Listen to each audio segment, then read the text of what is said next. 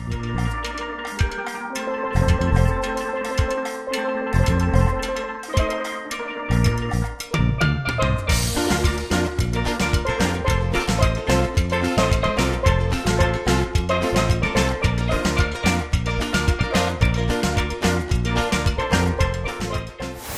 Hi, I'm Steve Thompson, president of Emery Thompson Machinery, and welcome. This is February, and February in Florida means that the sun is going to come out, papayas are in season, passion fruit abounds, the bikinis are coming back to the beach.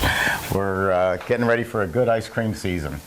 And I think we're going to have a lot of fun today. This is Tie-Dye Jeff of Mystic Ice Cream, and if you've seen our other videos, you've seen Jeff before, and a little later on today, you'll see some of his videos inserted into today's thing.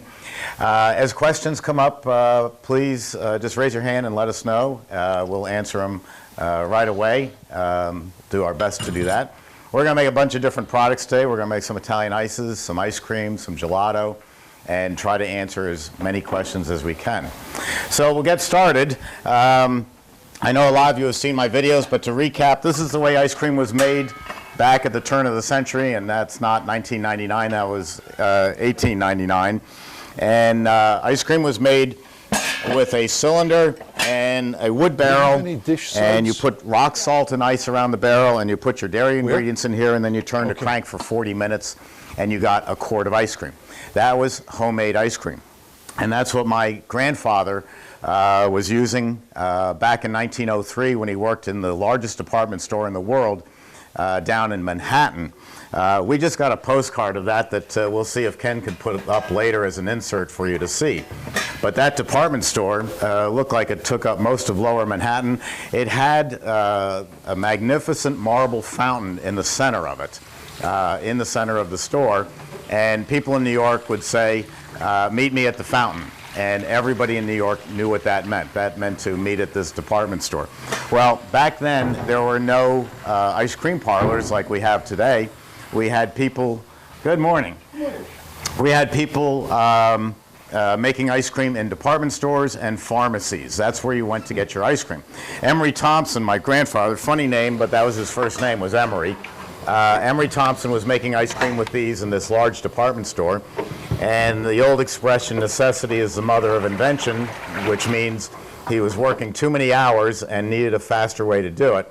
So he went home to New Rochelle, New York, a suburb of New York City, and invented the world's first mechanized batch ice cream freezer for ice cream, ices, and gelato. Now, the Italians like to claim that they invented the gelato freezer, you know, who knows when, but it was actually done by an American, Emery Thompson, about 9 years before the Italians ever made their first machine. So today's machines are the same concept, only we're not using rock salt and ice, we're using Freon gas as our source of cold. And so when we turn on the refrigeration, the barrel gets very cold instantly, and then we'll have the beater spinning around making the ice cream. So it's the exact same process as what we used to do back with the old rock salt and ice. So we have a bunch of different sizes. We're going to run 2 or 3 different sizes here today of the smaller ones. And I'll show you how we put them together. Then we'll sanitize them and we'll start making some product. We call this the dasher. Other people call it the beater. And in the old days, the blades would be made out of wood. These are a polymer resin. That's a fancy name for plastic. And it's a special plastic. It carries National Sanitation Foundation and UL approval for use in dairy equipment. And we have a very unique design that we've gone over to with all our machines for many years now. It's spring-loaded, so that as this is in the machine and spinning around, it's going to scrape the product off the walls. And as the blades wear, it will still, because it's spring-loaded, push against the wall. So where our old blades, you'd have to re-edge them, resharpen them once a year. These blades are going to go a minimum of 5 years without doing anything to them. Other companies, which are all Italian and Chinese, you have to replace the blades every 6 months. Not Emery Thompson, easily 5 years. So it's very few parts and very simple, and everything on Emery Thompson fits perfectly. You might see in some videos where the Italians use a cam action. It's instead of the 4 knobs, it's one lever that goes over and comes down. Very sexy looking, but not very effective. Anybody who owns one knows that they replaced the whole mechanism, the whole door, within 5 years. In 109 years, nobody has ever replaced an Emery Thompson door. That's just 4 simple knobs, and it's that easy. So this one's all put together and ready to be sanitized.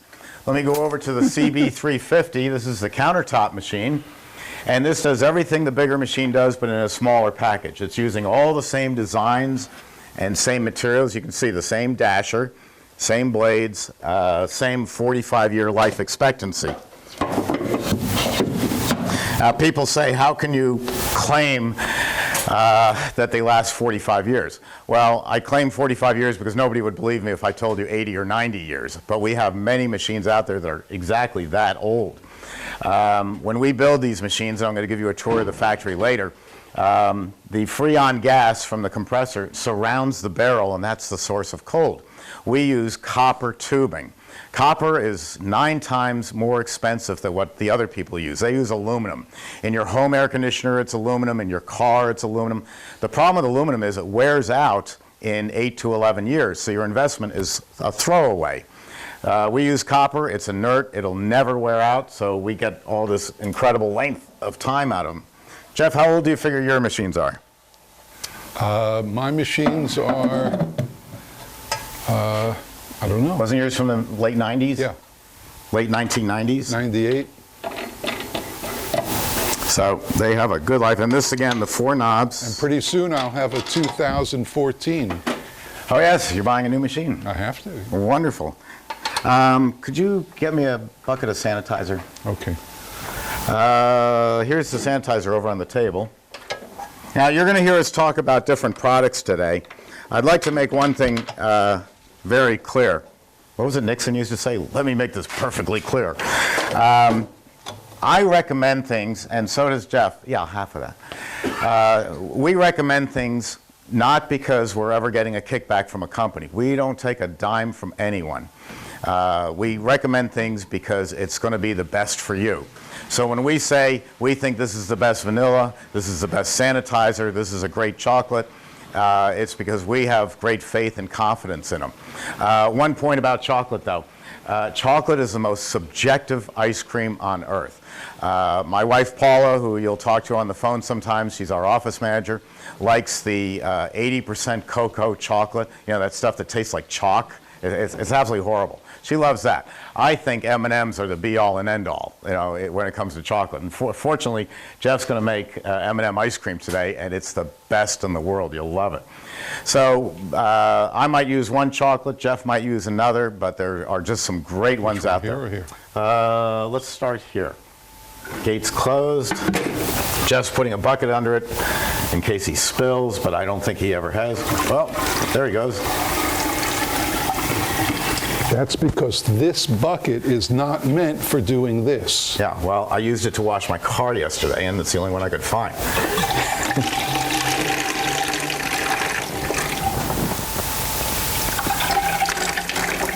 That'll do us. Now, there's just the sanitizer in here. All sanitizers are based on chlorine. If you're in a pinch to sanitize something in your house or in your store, you could take a cap. See, I did it wrong. A cap full of Clorox bleach. Not a cup, but just the top cap.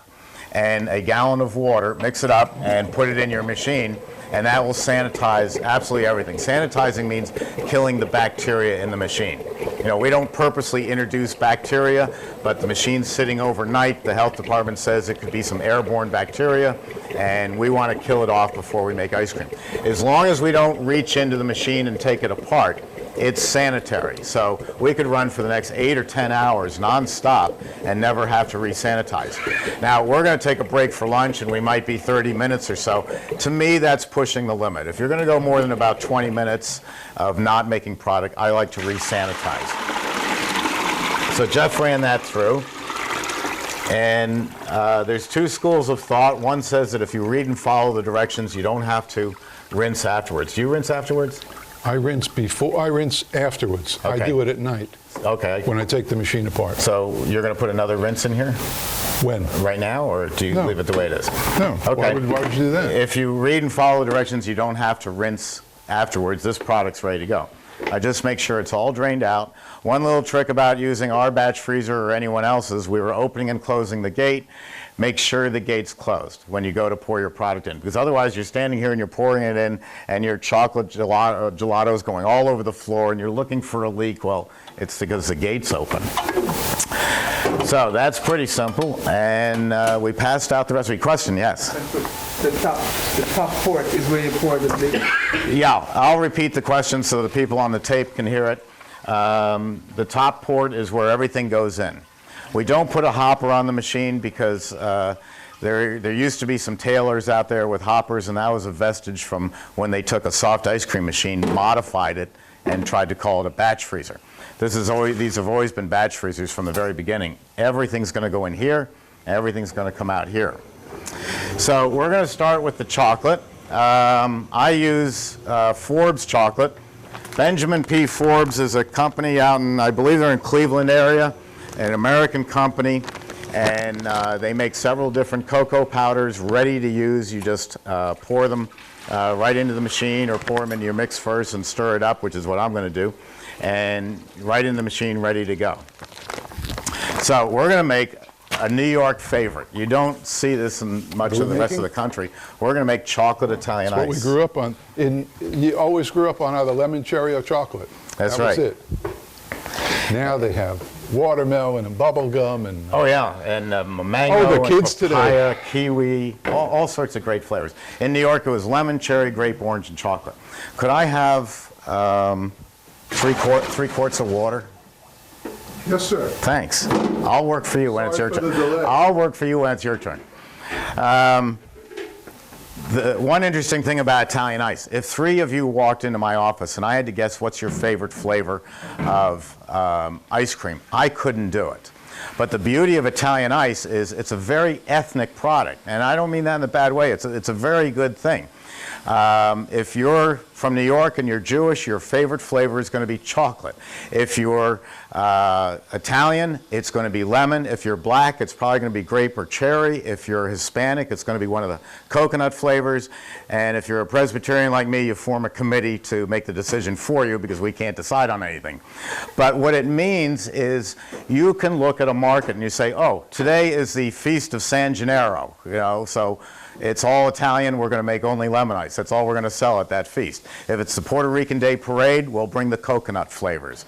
And on, so that when you go to do a festival of Italian ice, and it's maybe it's some kind of special art festival, that's going to be all Methodists and Presbyterians, bring a committee with you to decide for you. Cut it off. All right. So we've got, this is my water. Yes. And my, this is over here. Whoops, sorry. Now I'm going to use, besides the cocoa powder, I'm going to use agave. And like I said, I may not be the greatest ice cream maker in the world. I like to experiment. So we're going to play with some different things today. I have made agave Italian ice before. Agave, let's see, I need this. Instead of using cane sugar, the agave is made from cactus, and it's the same product that you use for making tequila if you had a still. If you buy this in the health food store, very expensive. If you talk to your supermarket and say, I need a case of agave, they can get it for you for about 1/3 of the price. It's sweeter than sugar, so we're going to use less of it. But the real beauty, you might see this little thing on my side here. I'm a diabetic, insulin dependent, and on a scale of 100, with 100 being the worst, sugar is at 96. Sugar's real bad for me. Agave comes in down at 23. So if I'm going to break ranks and eat something I shouldn't eat, like this product, made with the agave is going to be better for me than not. Also, it sounds nice in your menu. If you're doing a push cart, you're going to use sugar, and people are going to love the product. If you have a trendy store in Palm Beach, Florida, maybe you want to use the agave just because it's great advertising. So I'm going to pour in my agave.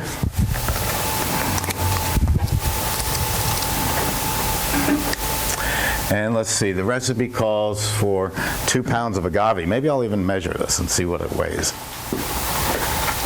So I got a great... In the Italian ice recipe, you can convert to what is called in different parts of the country cream ice or sorbet, same product. And a friend of mine owns a cream ice store in South Florida, and it's wildly popular. Lines out the door. He doesn't sell ice cream, just cream ice. It's a marvelous product. And you can make that simply, there's a formula for it, which I know, and it simply means adding some cream or ice cream mix to this formula. Not a lot, and that's why this is so very profitable. Italian ice is extremely profitable. Costs you 2 cents and it sells for $2.50. It's just ridiculously profitable. And cream ice is also profitable, just a hair less, but it's a great product. I need to taste this to see if it's going to work. Here, 2 spoons. Okay. What kind of water you were using there? Excuse me? How much water did you use? I used 3 quarts. 3 quarts of water. And 1 container of that forged chocolate? Well, you know, I hate to say this, but it doesn't matter because you'll make it the way you think it tastes great. He doesn't really know much about ice cream, so he makes it the way he thinks it tastes great. What I know is machinery, Right. and that's why Jeff's here. So when you're formulating a recipe, you'll do what he just did. You'll taste it, and then you'll begin to understand that when it's done, it tastes just a little different from now, but you'll get the hang of that. My ice cream is all very bold, very sweet ice cream. I like it that way. So that's the only thing I can make. You can only make what you like. If you try to make something that is not what you think is great, then it's not going to work. So how much he's adding, to me it's irrelevant because you're going to add a different amount. I would add a different amount. Yeah, Steve, you're making water ice though, right? I'm making water ice, yes. Right, okay. Now, I can tell this gentleman's from Philadelphia because he called it water ice. In New York, we call it Italian ice. In Philadelphia, they call it water ice. Down in Birmingham, Alabama, it's called Greek ice because 6 Greek brothers left New York, Brooklyn, moved to Birmingham, and they said, why should we call it Italian? We're not Italian. So they call it Greek ice. Bubby's in Hawaii calls it Hawaiian ice. So it has all sorts of different names. I think this will work. We'll give it a try. If you were going to make that cream ice, how much dairy mix would you add? I don't know if I could tell him that. Should I tell him that? Of course you should tell We him. have to put duct tape over his mouth. About a half a quart? Once again, it's going to depend on how much you're making. I usually don't make this small an amount. So I have, and I guess it's in my book, which I'll check in a minute, the proportion for, what's this, a 20 quart? This is a 10 quart. 10 quart. 12 quart. I use a 24 quart, so my proportions will be a little different. But I'll get that information for you.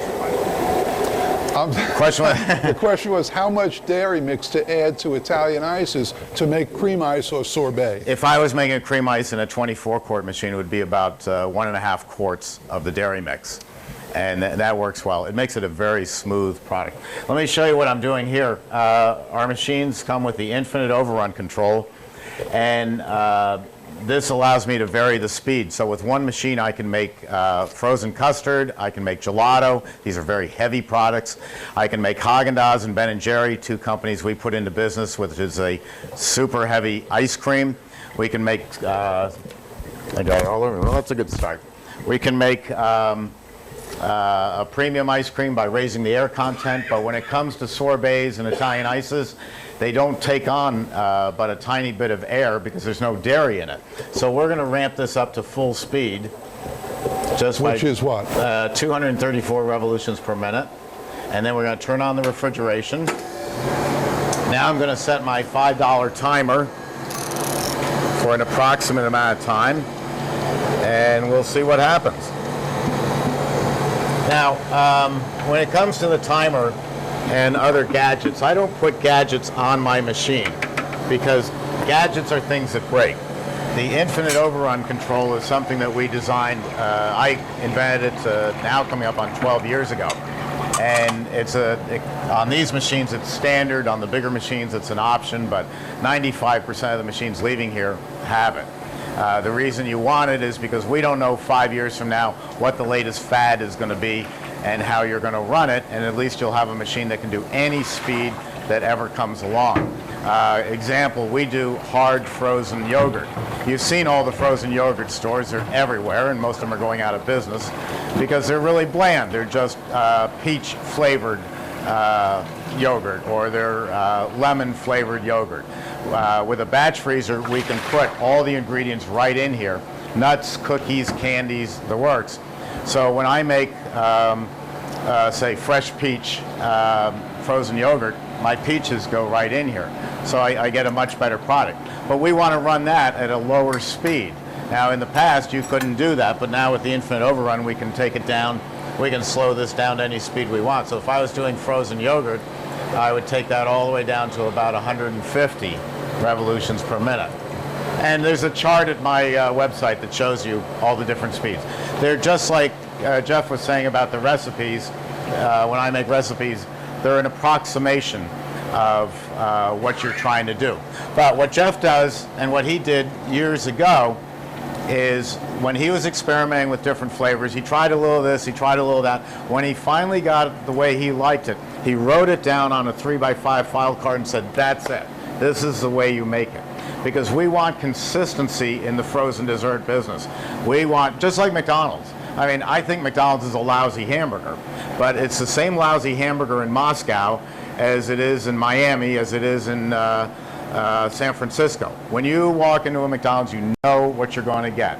And if I only visit Jeff's store, say once every 3 years when I come to Florida to visit, say on vacation, and I love his mint chip ice cream, I want it just the way I remember it, the way it's embedded in my mind, how good it tasted. So that recipe cannot change unless Jeff decides himself that he's going to change it. I'm a New Yorker, so I take it a little bit further. If you have an employee, because you really should teach someone else how to make the ice cream. What if you get the flu? You have someone else making the ice cream, and they look at the recipe and they say, Steve's a jerk. He doesn't know how to make mint chip. It needs more mint. And he changes my formula. Well, if we find that out, we're going to shoot his kneecaps out, take him out to the street, and then we're going to fire him because I can't afford to have my recipe changed. Now, on the other hand, if the guy goes and drops a metal spoon in the machine and he stops the machine, don't worry about it. It's only a machine. Emery Thompson will fix it up for you. We don't worry about machinery. We worry about the recipes. Have you ever changed a recipe that you've had? Well, interesting that you mentioned that. Can you hear him okay, Ken? Okay. I have my recipes on file cards, which I recommend you do, and I recommend you laminate them. That being said, every time you make ice cream, what I do is right about now, I would stick a spoon in there and try it. And sometimes you got to add or dilute something because it just doesn't taste the same. And that's why only you can determine the flavor you're going to make. Now, why is it different? It may be different because the last batch you made was vanilla. And there might have been a little vanilla left in the machine if you didn't rinse it out, because you can go from vanilla to chocolate. So it might have changed the flavor a little bit. It's a complex issue, but there's two things involved. There's the science of making ice cream, which is what you determine is your formula. This amount of mix, this amount of vanilla, this amount of whatever else you're using. And then there's the art of ice cream, which is half of the process. And the art of ice cream will tell you a little more sweetener, little less mix, little. And that's what you'll have to do. Many times I make 8 gallons at once. That's what mine puts out. And I wind up throwing it away. It's just not what I wanted. And there are many things that contribute to that, but that's the art of ice cream. The science is pretty consistent, right? X amount of mix, X amount of sweetener, X amount of flavor, and that's pretty consistent. And that's what's on these 100 cards that I have at my store. But in training somebody, I tell that person, right about now, stick a spoon in and taste it. Make sure it's exactly what you want. 9 times out of 10, it'll be real close enough where you won't have to change anything. But there are times when you will have to change it. I get people who... Does that make any sense? It makes perfect sense. I get people who want to buy the small machine or even the little 3-quart, because they're going to go home and they're going to experiment. Well, bless you, it's great. I sell more machines. But the fact is, you don't really need to spend months experimenting, because there is some bit of mathematics involved in ice cream, especially in Italian ice. Talking about a bigger machine than this, a 24-quart. My recipe for a New York lemon ice is going to be 7 pounds of sugar, 14 quarts of water, and 2 quarts of lemon juice. What's key there is the sugar to water ratio. That's going to determine will it freeze in the machine and how smooth it will be. Now that's a New York ice. I go down the road to Philadelphia where they call it lemon water ice, and they like their ice smoother than New York. So the 7 pounds of sugar goes up to 8 pounds. The extra sugar makes it smoother. I go out to Bay 8th Street in Brooklyn, which is an all-Italian neighborhood. Everybody's only speaking Italian, and they like a product called Granita or Granite. And Granita is a very coarse Italian ice. It's almost crunchy, and that drops from the New York 7 pounds of sugar down to 5 or 6. The less sugar, the more coarse it is. So if you call up and say, I want a smooth ice, I'm going to give you a Philadelphia formula. If you want it smoother, we're going to make it a cream ice by adding some dairy to it. So that's going to stay the constant, is your sugar-water ratio. And then the flavor then becomes the subjective. It becomes to taste. Are you going to use fresh squeezed lemons, which if you're in an Italian neighborhood, you better use fresh lemon juice. Or are you in Dubuque, Iowa? No offense to Dubuque, but like Florida, when I moved to Central Florida, hell, pizza, they didn't even know what an Italian was.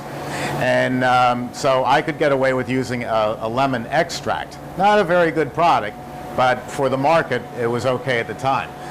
You're never wrong using the very, very best. So I use fresh lemon juice. But it's the sugar-water ratio that's going to determine if it works, if it's going to freeze. I started off with the most messy product, didn't I? I should have made this at the end of the day. Absolutely. But I wanted them to see, Surprise. I wanted them to see a real New York product. Normally, you start with the lighter color, less flavorful items in your daily run. Yeah. Vanilla is a good way to start. And then you end with chocolate for 2 reasons. The main reason being that cleaning out the machine after chocolate is more involved than cleaning it out after anything else. And peanut butter, forget about it. Peanut butter's the worst. Peanut butter, you hire someone you don't like to make it for you, because peanut butter gets everywhere. Question. But Between batches, do you actually do a rinse of the machine? The question is, between batches, do you do a rinse? Well, you try not to, just because you're trying to save time. There would be nothing wrong with it, but if I was making different Italian ices, I would make lemon first, it's white, and then I would make orange Italian ice, it's in the lemon family, but sweeter, and then I would probably go to cherry, which is going to be red, then I'm going to do grape, which is going to be a darker red, and then a black raspberry, which is even a darker red. And then I would probably throw in a couple of quarts of water, let it slosh around for 30 seconds, rinse that out, and then make my chocolate ice. And So- that's why, sorry. No, go ahead. And that's why they'll taste a little different. If he makes black cherry after making strawberry, it's going to change the black cherry a little bit. So you have to taste it. That's the art of the ices. You shouldn't stray too far, because like Steve said, people come in expecting a certain product from you and they want consistency. But in my store, I make 35 flavors and they're fresh every day. And 35 flavors to clean the machine, I make, say, 8 at a time, 8 flavors at a time, or in one run. And if I'm going to clean the machine between every flavor, that's going to be a long process. So I try to minimize that. When I run my boot camp, I don't care, because you do it. That's a joke. Jeff, I'm ready. What I did here is I have my timer, which I just, again, normally I would set it for a more exacting time, but I'm just checking the product. When I watch Paula bake a cake, she sets the oven for maybe 25 minutes, and then she doesn't pull the cake out of the oven. She goes over with a knife and checks it to see if it sticks. It might need another 2 minutes, or it might be ready. What I'm doing is I'm just opening it and closing it, and if it cuts off sharp like a knife went through it, it's ready. So we're just going to open this up. Look how fast that comes out. And that's another thing. Steve extracts his ice cream sooner than I do. just the way I like it. So you'll do it at a different time. There's no exact time to do it. There's no wrong time. Well, there is a wrong time. If Well, you if let it's it too go thin. too long, it's a waste. You throw it away because it's too hard. Or if In it's- ice cream, it's too buttery. Or if it's too thin. Too thin, then no you're gonna good get ice either. You'll get crystals. watery ice cream. So there is a right and a wrong time to do it. And that comes with practice. Not too hard to learn, though. And that's it. Now, Look at the color look at of that beautiful product. Look how thick that is. Isn't that gorgeous? That's ready to go. And that cost me probably a penny and a half an ounce.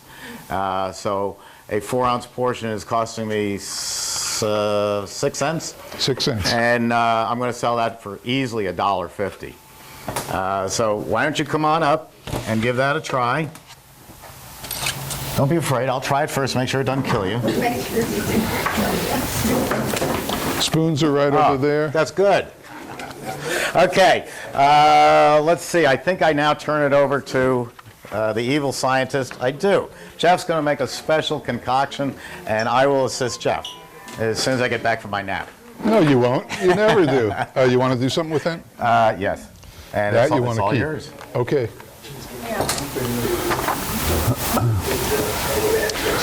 Okay, we done eating? It's good, isn't it? Pretty simple to make. Just a quick question. Who here has made ice cream before? Oh, have you made it on a commercial machine? Who has made ice cream on a commercial machine? One lady. Out of 3,200 people, one lady has made ice cream on a commercial machine. You hear that? Out of the 3,200 people we have here, one lady has made ice cream on a commercial machine. Wow. So you have an ice cream store. I've had an ice cream store for 33 years. She's had an ice cream store for 33 years. Begs the question, what the hell are you doing here? I always learn something, and I'm interested in batch freezers. I have a gelato machine at Johnny, but I really want an Emery Thompson. Oh, I like okay. this lady already. Okay, I have 3 flavors to make today. That's what he's allotted me. And I think we're going to start off with a new flavor. I've been in business many years, and I don't make vanilla, I don't make chocolate or strawberry or butter pecan. Yet I have 35 to 37 flavors every day in my store. But no vanilla, chocolate, strawberry, butter pecan. Anything basically that you can buy in the store, I don't sell. Because people are funny. You know, you can buy a half a gallon for $3.99, and I charge $6 for a large portion, but still a portion.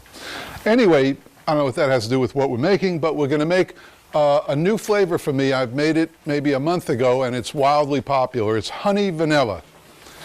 And I spoke to some diabetics because we're always getting people asking if we make sugar-free, fat-free, gluten-free, organic ice cream, all this stuff, and we don't. However, after speaking to a diabetic, if I make it with honey, then half the diabetic population can have it without it spiking their sugar. So I made a honey vanilla, not because of the diabetics, because it's really good. And what we're going to start with is, this is always a video problem. The recipe calls for a mix of honey and vanilla beans and vanilla. So you got that? So what we do, this is a half a batch to me. How many quart machine is this, did he say? 12. So we're going to use 5 vanilla beans. And I buy the beans from a source where a different source than my liquid vanilla, but I use whole beans, fresh beans. Just put that right in front, it's all right. And what we're going to do is this is the way the beans come from the vanilla bean factory. And they have a curly one end and a hard one end, and we snip them off. And what I suggest you do is you save all the little pieces and the husks, and you put them in a half-gallon jar, a bottle of cheap vodka, and put it in your file cabinet for about a month. and you'll have the best vanilla you ever had. It's terrific. And what we do is we score it with a sharp knife down the vanilla bean, and then we take the other side of the knife. I need a little receptacle, a little paper cup or something. That's good. That's good. Anything, it doesn't matter. And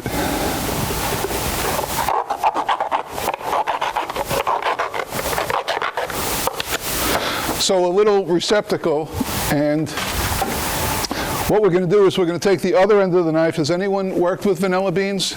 It's great. We're going to scrape the good stuff out, which are I guess they're the seed pods, and that's what we get from the vanilla bean. And if you've had ice cream with the little tiny dots in it, the little dots of vanilla, is this an oil painting or an audience here? We're going to get those little dots in there, which used to come in Breyers. That probably still does, but Breyers just isn't the same anymore. Can we say that? Yes, you can. Okay. We put them in business. All right. So we're going to scrape all these beans out and hold on to them in this cup. And then if I were back at my store, I would take these husks that we're done with, and I would put them in I would put them in a plastic container, sealed, and then stick them in the back, and then start another vodka supply of vanilla. And that's really, if you buy vanilla, it's made with alcohol anyway, but it's a good vanilla. I just can't keep enough of it because I use so much. All right, so we are at the third one. And the fourth one, I should have done this before, right? No, it's good to see. It's good to see. Nobody can see it, though, because you plop this right in front. Well, you're going to need that. I'm waiting for you to hold the hole in the bag. All right, that's 4. Now, I was an advocate of buying, when you buy vanilla, you can buy what they call splits, which are 1/3 the price of vanilla beans. These are rather expensive, and you can use them or not use them. I do. The splits are when the company gets the bean and they get, I guess, overripe or they sit too long, whatever, they split. And the company sells them at a much discounted price from whole beans, from regular beans. And I used to buy them, and I used to recommend that you buy them too. However, I don't anymore because they're just dried out. They're not as plump as these.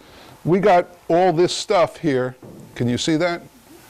That's from 5 beans. Normally I would use 10 beans, but we're doing, for what is me, a half batch today, so I'm using 5 beans. And normally I would save this stuff. It's like gold. But we'll throw it out today with wild abandon. Okay, so this is the machine I'm using, right? Yes. That's a 12 quart. It's a 12 quart. That's going to make up to a 3-gallon tub in one shot. Right, and I'm going to use 5 quarts of mix.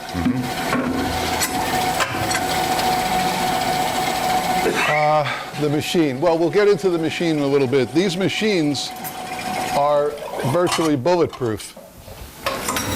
And like Steve said, we don't get paid for recommending anything.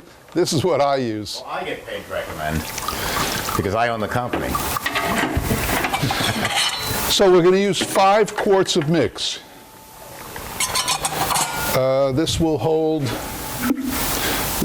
5 quarts of mix. This is how the mix comes. And is anybody here not from this country? Anybody from a foreign country? What country? Jamaica.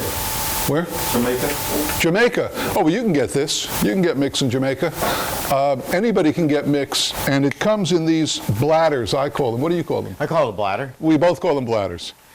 You part of the dairy mix? It's a dairy Yes. mix. It's what you would do if you were making ice cream at home. It's a blend. It's what goes into ice cream. It's milk, cream, sugar, and a secret ingredient you wouldn't know to put in, skim milk. And so rather than you going to the grocery store and buying hundreds of gallons of cream and milk and skim milk and all, you call up the local dairy who supplies the supermarket and say, I want a mix. Terrible term, it should be blend, but it's a mix, we call it. It's a liquid, it came out of the cow in its original form a couple of days ago, and then was blended together and then shipped here refrigerated, so it's as fresh as it can possibly be. And it's sold by fat content, what we call milk fat, or in our, we're like every industry, we come up with exotic names that mean nothing. Butter fat. Federal government says if you want to make this ice cream, it's got to be at least 10% butter fat. Haagen-Dazs is 16, and that seems to be the normal range across the world is between 10 and 16. I'm using a 10. What do you use? 10. 10. Which means that our product is 90% fat-free. That's true, 90% fat-free, but it lets the flavors shine. When you get into the high fat content, you're so fighting against the extra fat that the flavor doesn't come out as well. This allows the flavor to jump out at you. Yes, sir. How much sugar is in that dairy mix? Trace, not a lot. Compared to Italian ice is all sugar, Right. and ice cream is all fat. There's very little sugar in it because you're getting most of your sugar from the cow. Milk is pretty high in sugar coming right from the cow. You can't not have the sugar in there. It won't freeze in the machine. It would not be ice cream.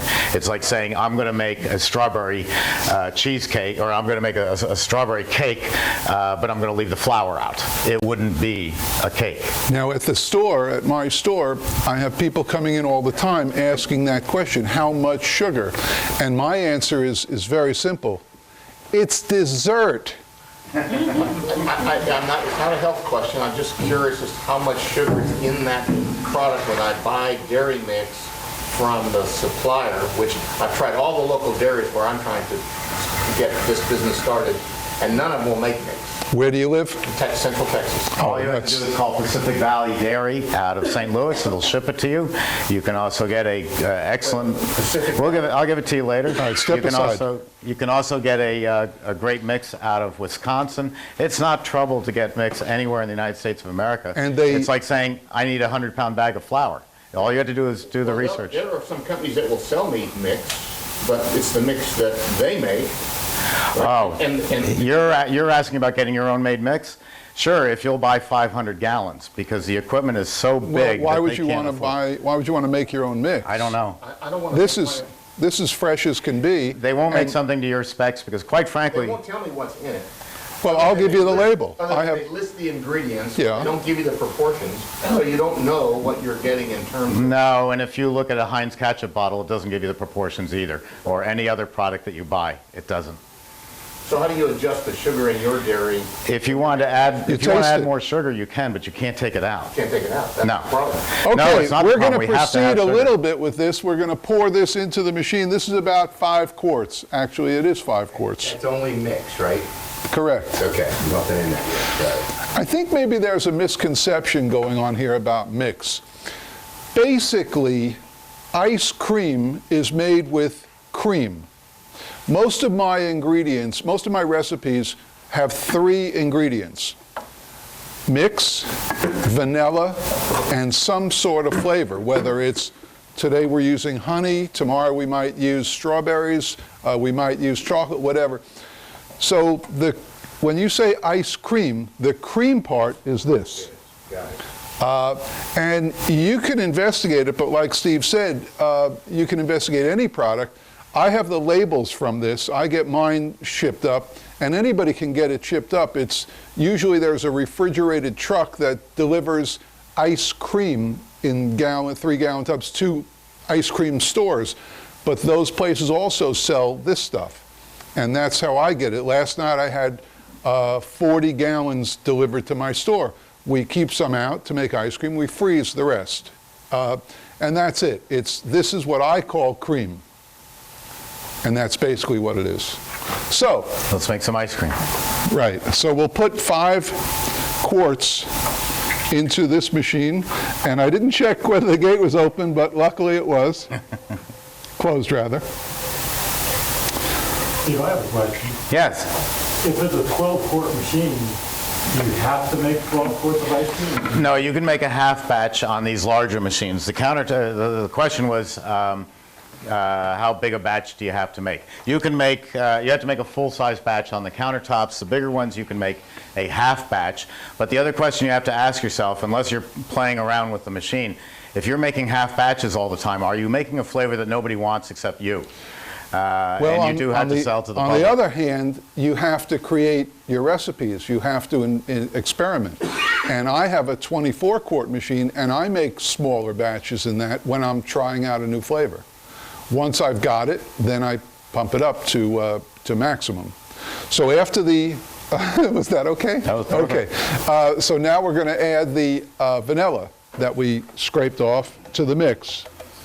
And that went in pretty good. And then we're going to, I use a lot of vanilla. I think it's a great product. So not only do I use beans, but I also use the liquid. My proportions are 1 ounce of vanilla liquid to 1 quart of ice cream mix. So we're going to add 5 ounces of vanilla. There's a lot of vanillas out there. There's 2 spectacular ones. This one that we're using, Lockhead, and the other one is Nielsen Massey. Both family businesses, both only making vanilla, specialists in it. Just terrific stuff. You had a question? Yeah, about the base or the mix. I've seen a couple of the videos and you talk about the 4 ingredients, but when I called up Pans and a couple of the dairies in my area, they all also have carrageenan, guar gum, stabilizer. Yeah, carrageen is seaweed and guar gum is a gum. And in order to make these products last more than 24 hours, you need to stabilize them. Most everything you eat is stabilized or delivered to you frozen so that they don't have to stabilize it. So what you're looking for is a good blend, let's call it, that uses natural ingredients like carrageen and guar gum, and if you see polysorbate 80, run the other way. All right, now the honey, I use local raw honey because it's very flavorful. There's 3 or 4 different kinds of honey. Pick what you like. This is Florida orange blossom honey. Wildflower honey's real good. Tupelo honey's real good. There's different kinds, and it's very expensive. Honey will run you about $45 a gallon, which is a lot because you're going to add a lot to the product. So what I've done is I put this jar in a sink full of hot water to make it a little easier to pour. I normally pour them from this size, but this is how much we're going to add. This much. Carefully measured. Carefully measured. What? Approximately. Approximately that much. And then we're going to start the machine up. What speed do you want to run this in? Let's run it about 170, get it a little heavier. So right now it's at 231, and Jeff's going to take it down to 170 revolutions per minute. He'll get this started. The simple theory is if you take heavy cream and put it in a bowl and stir it with a whisk, it'll remain heavy cream. If you take an electric mixer and put it in the bowl, it'll turn into whipped cream. So the faster we spin the product, the more air we have in it. Nobody ever walked out of an ice cream parlor and said, you know, that's the best damn air content I ever ate. We don't eat air content, we eat a balance of fat, flavor, and air. And if it's all in balance and you like it, then that's a perfect ice cream. If your tastes go to Haagen-Dazs, which is a very high fat and a low air content, there's nothing wrong with that either. So it's all what you want to produce. Yes, sir. Yes. None of the blends are made with an egg or an egg substitute. The question is, do any of the blends have an egg? You can get them with egg. That's usually called a frozen custard mix, and you can add egg to it, not fresh eggs. There's a company in New Jersey called Paw Petty that makes frozen egg yolks that you can add. It's going to make the product a little bit creamier, but I've really never liked it much. And no, the mixes are not flavored. I don't want to use the dairy's version of vanilla because they're a dairy, they're not a vanilla company. I want the best vanilla from a vanilla company, so I buy a higher quality vanilla than the dairy ever would. Now, I do make custard in my store, and I do... What? Do you want to freeze this? Do you want to turn it on? Sure. Now they can't hear me. I make a custard in my store, and I use basically this stuff, and then I do cook the egg yolks. I scramble them and heat them up, and then slowly pour them into the mix. You can buy pasteurized egg yolks and just dump it in. I like the other way. I just enjoy it. Well, if you don't bring up the orange, you can bring it. Yeah, as long as it doesn't curdle in there, and you can see that. If you don't want to get this involved with creating your recipes, then just get pasteurized egg yolks, dump them in, stir it up, and you're good to go. Yes, sir. Did you say you used the vanilla bean in all of your ice cream products? You have to repeat his question. Do I use the vanilla bean in every one of my formulas? No. I use the vanilla bean in light-colored, white, off-white products so that I get the little flecks in there. The flavor is going to come from the liquid vanilla, and I use that in every product. Well, almost every product, 95% of my products. And I use it at the ratio of 1 ounce per quart. When I use the beans, I use 1 bean per quart. In Philadelphia, most Philadelphia brands of ice cream have vanilla bean in it. In New York, you can't use vanilla bean. And the way that was best put to me was by one of my teachers. He was a chain smoker, and I said, how do you get the vanilla bean into the vanilla? And he takes a drag of his cigarette and goes, oh, I don't know. And that's the New York approach, is it's dirt. We know that little specks of black in the white field is dirt. So Philadelphia likes vanilla bean, New York, no, pure white. Well, I will say this, though. I use it more and more. Since I started, my first one that I used it with was rum raisin, and I like the flavor a lot. So now I'm using the beans in about half to 3/4 of every recipe, along with the liquid. Just a good flavor. 1 bean per quart, 1 ounce per quart. It's a little more expensive, but if you're making the money, it's okay. And I'll show you how to make money. And it looks nice in the white field. The little specks are great. I make a Grand Marnier liqueur ice cream, which is an orange liqueur, quite expensive, from France. So I only make it at Christmas to give to my friends. And I get all the flavor and aroma of the orange from the Grand Marnier liqueur, and then I take 6 California navel oranges because they have the thickest skin, even though we grow oranges in Florida, and I grate it off with a cheese grater, what a chef calls the zest. And I take the orange pieces and I put it in the machine, so I have this pure white field with little specks of orange in it, and the aroma and the taste of the orange liqueur. The overall effect is terrific. Same thing with lemon ice. If you take lemons and grate them, you have a pure white lemon ice with little specks of lemon in it. If you see a yellow lemon ice, that's red dye, or that's yellow dye 38, and you don't want that. Just stay away from it. That's good. What's good? Oh, the product? The product. It's very good. When you're making ice cream, go get yourself a roll of that shelf liner, that spongy, rubbery stuff, and just cut a piece for right across here so that everything doesn't slip with the machine vibrating, or just in general, it doesn't slip. I also keep one up here, 2 up here actually, but it's good stuff to have. It's cheap enough.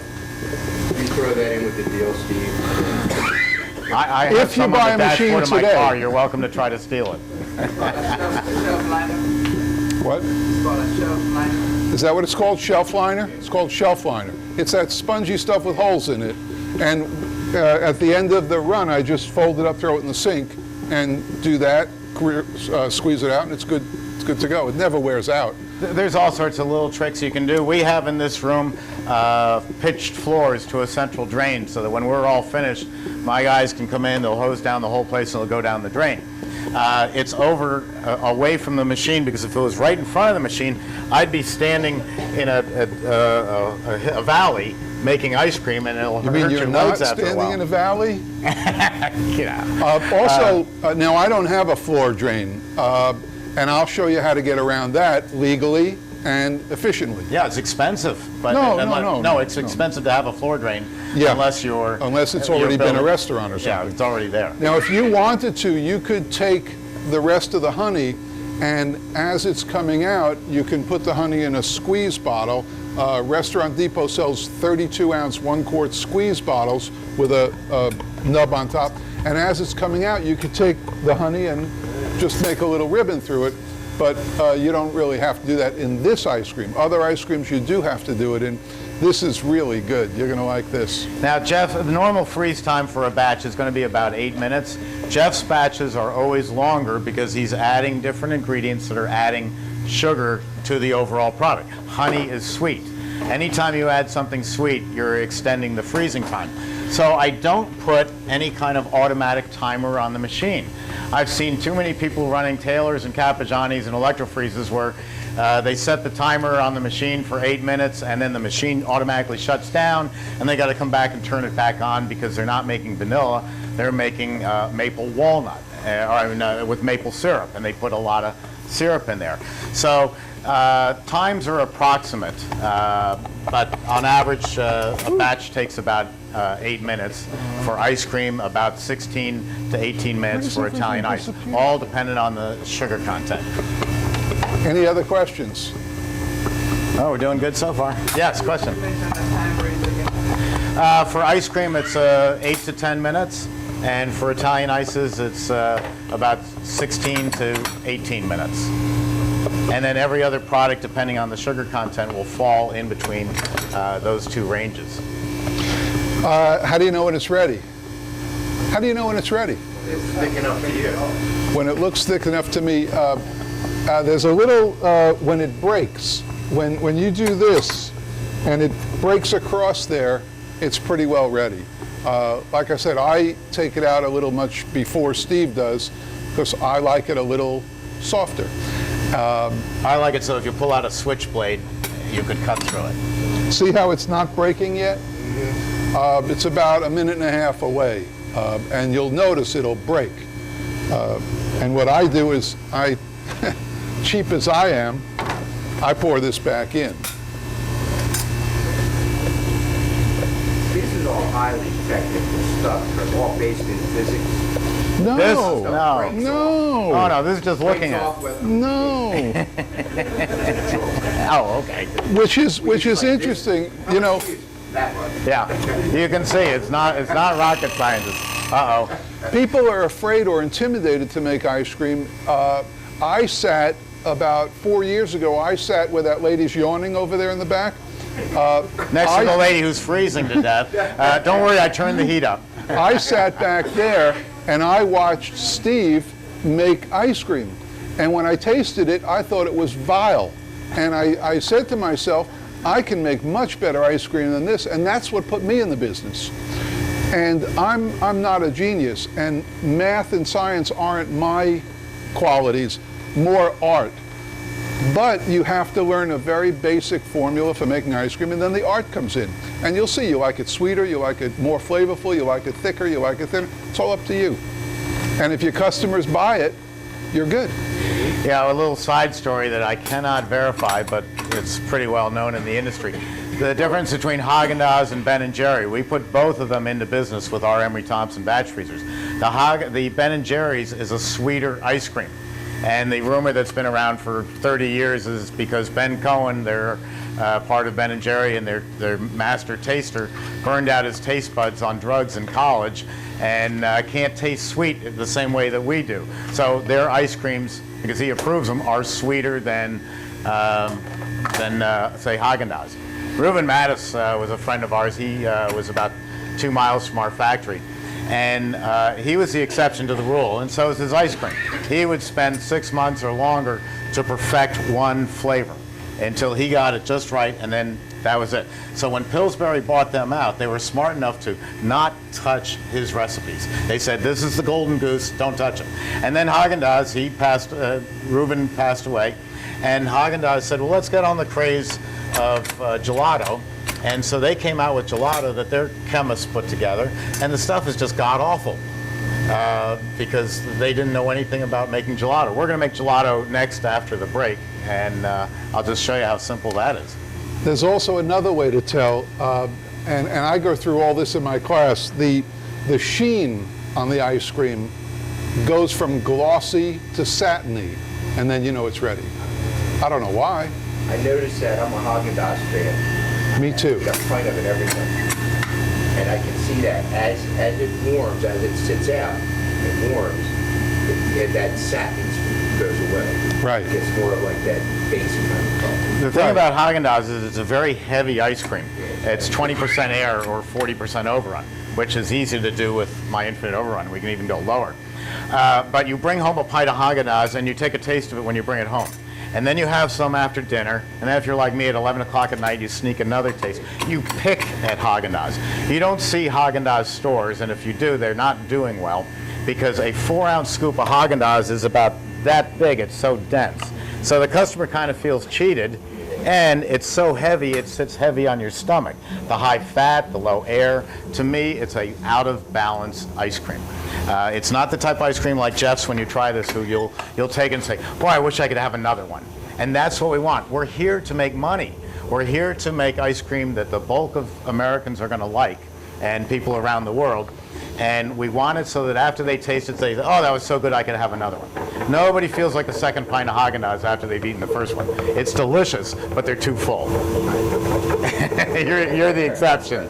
Okay, you saw how fast that came out. And that's his product. That looks good. Yeah, you can't have any of this, though.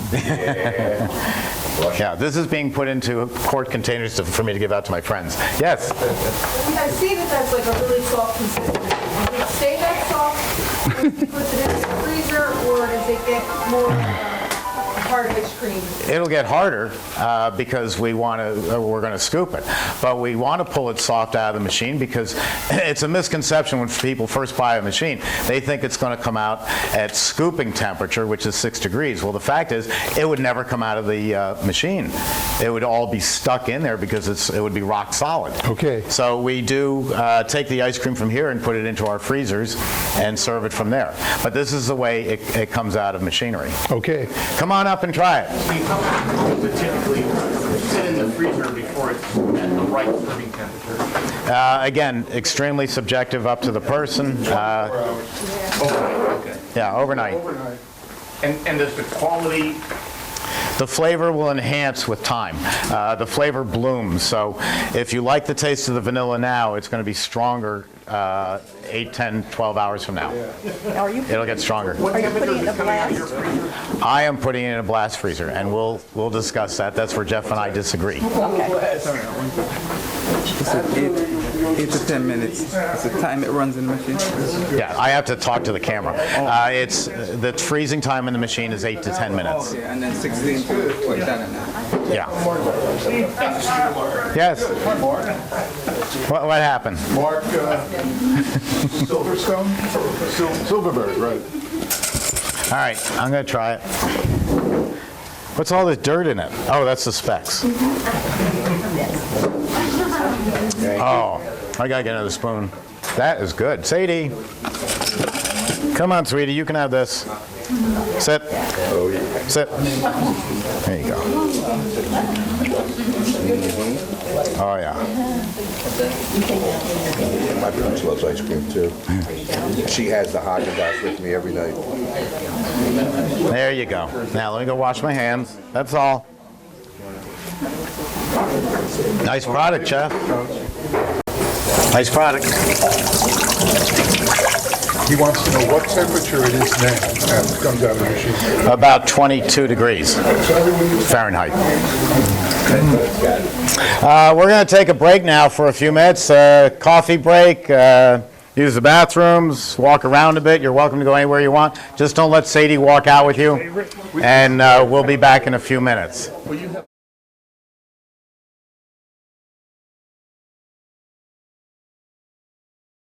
Good. All right, we're going to have Jeff make up another one of his, what are we calling it this time? What are we calling what? I have to check the list. It's a special formulation from Jeff. Okay, we'll vote. as soon as they sit down and they stop talking. Did you taste it? Did you taste it?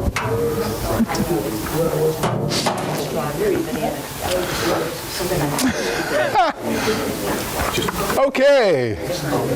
How are we doing? You sick of ice cream yet? Not yet. No, are you kidding? When on a day I make ice cream and I make 6, 7 flavors, which is about 40 some odd gallons, you taste a lot of ice cream. Okay, vote. Steve asked me to make another flavor. What should we make? M&M ice cream or hazelnut crunch ice cream? Hazelnut crunch. M&M. Okay, hands. M&M? Okay. It wins. All right, my M&M ice cream, this is one of the ones that's in my book because this was one of the, Steve, I need the center of the blender. This was one of the original 6 flavors I started my store with. Just a little history here so you understand. I don't use any of those things there or any of these things here. My philosophy is to make everything that you're used to. And what I do is I walk through supermarkets and grocery stores and I see things that in my mind would make a great dessert. So when people come into my store, and this happens every night, they see the M&M ice cream on my board and they say, "Is that vanilla?" And I say, "No." And they say, "Oh, you mean it's chocolate?" And I say, "No." You'll see how this M&M ice cream is M&M ice cream. And all of my formulas, 20 of which are in the book there, and I started with, I still have these 20 for sale every day. That's how good they were. I've added more, but you'll see how you can walk through a store, see something that looks good, and try it and make an ice cream out of it. Last month in this room, I tried something and it turned out to be wildly popular. I saw in the store, I was walking up and down the grocery store and I saw Jell-O no-bake cheesecake. So I brought it here. I bought 2 boxes. I brought it here and I dumped it in to a big bucket, added some mix till I tasted what I liked, and then we made ice cream, and afterwards I made it turtle cheesecake by adding caramel and fudge ribbons through it. And I have it at the store every day. It's really a popular product. But you can make any flavor of cheesecake. We have cherry cheesecake ice cream. We have turtle cheesecake ice cream. You can do any flavors you want. And that was just seeing it on the shelf. So when I saw M&M's, which is something I really like, and I know he does, that's why I haven't opened the bag yet, because they'd be half gone. Now also people ask me, can you use the bogus ones, you know, the ones without the M on them? And of course you can. I don't. You know, it's more expensive, but it's your ice cream. You should be proud of the ice cream you make. I'm very proud of the ice cream I make, and you should be too, because that will reflect to your customers. So, let's make M&M ice cream. Now, one of the products I use, I started with a barter for the things I needed at the store. And one of the things I bartered for was a KitchenAid mixer. And the other thing was a Cuisinart food processor. And that's what I would make all my stuff in until I discovered an amazing product. And once again, we don't get paid for any endorsements or anything. But no one will pay us. And one of the things I discovered was the Ninja. You've seen the infomercials on TV, and all I can tell you is it is the most amazing product ever. It takes the place of a food processor, a KitchenAid mixer, and we have 3 of them at the store. We make shakes in them. And the reason they're so good is, I feel like a commercial for them, these 3 blades. I have a Vitamix at home. You're going to cough all during this? I have a Vitamix at home, which is 1 blade on the bottom. And all blenders are one blade on the bottom. They just can't do the work that this one does. So you'll see, because of the M&Ms, we're going to start from M&Ms and we have to grind them up. So I have a little scale here. Actually, Steve has a big scale here. And we're going to zero it out with a bowl on it, which doesn't weigh anything. Is this thing on? Does that have an on or off? Yes. And I'll zero it. Okay. And we're going to start with, which machine? This one right here, right? Yes. Okay. So we'll start with 32 ounces of M&Ms.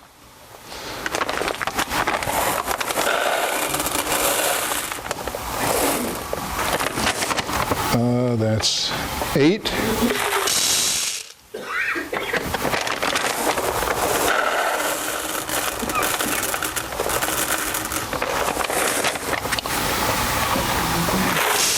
$16.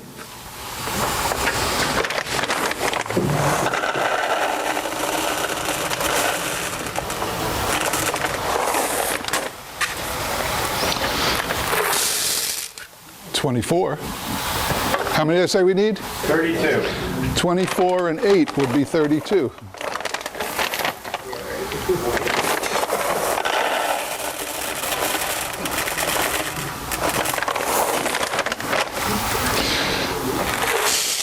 So there's the M&Ms in the Ninja.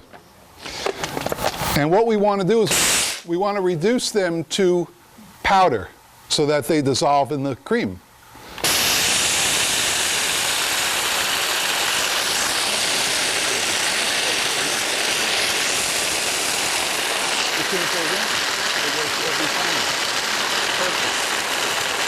And if you do it too long, it can't hurt it. It just gets better and better.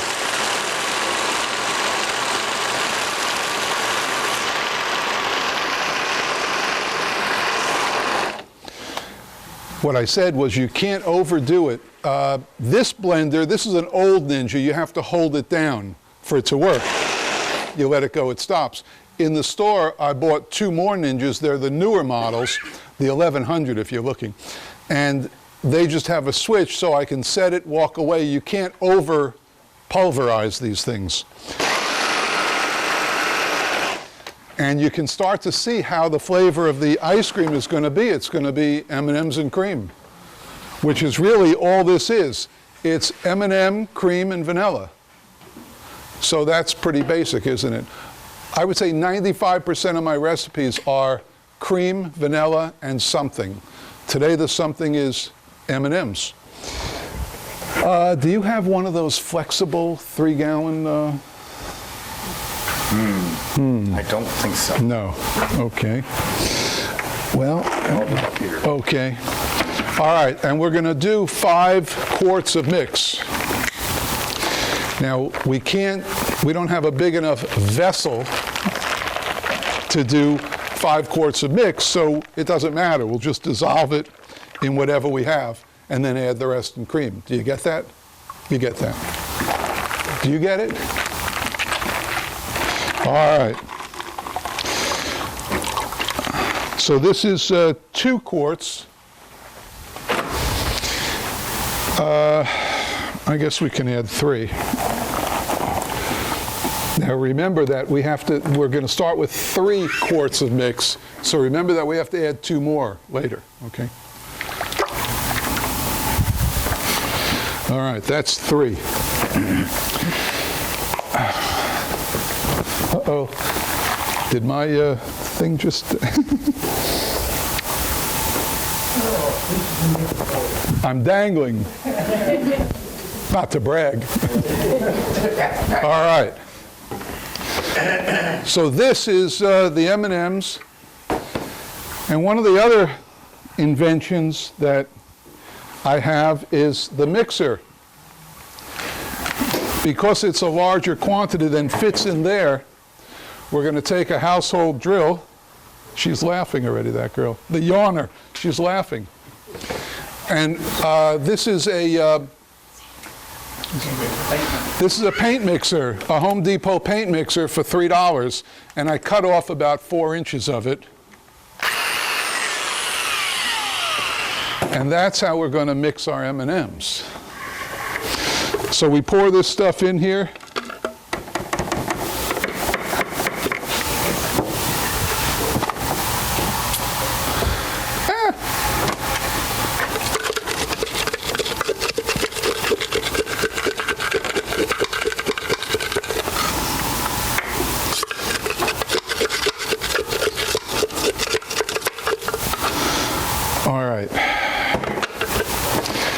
And now we want to mix it up. Can I have 5 ounces of vanilla?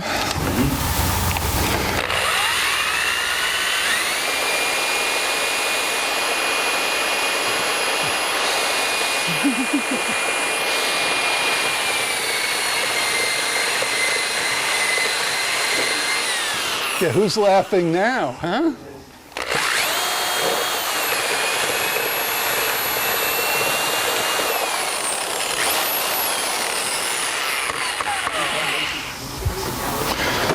They really want to applaud at this point, but they're not. What's that, 4.5 ounces? 3.5. 3.5 ounces. So that would be 3 ounces, and that would be 2 ounces. And we'll just give it another little mix.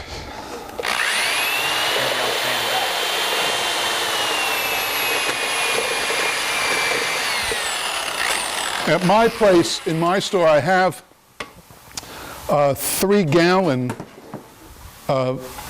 vessels, and so I would do it all at once. But it really doesn't matter because these machines, just another plug, and believe me, I don't get paid for this. You can throw anything in these machines. You can throw chips, nuts, cherries, frozen fruit, fresh fruit, anything, and the machine takes care of it.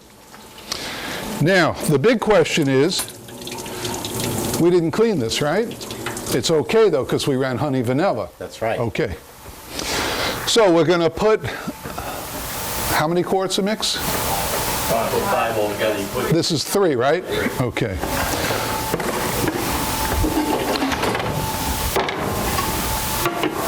So we'll put 3 in here with the pulverized M&Ms.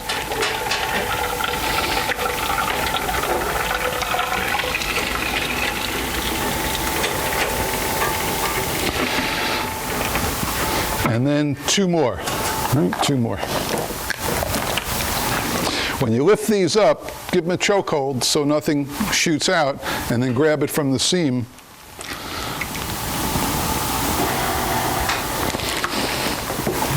And that's 2 more.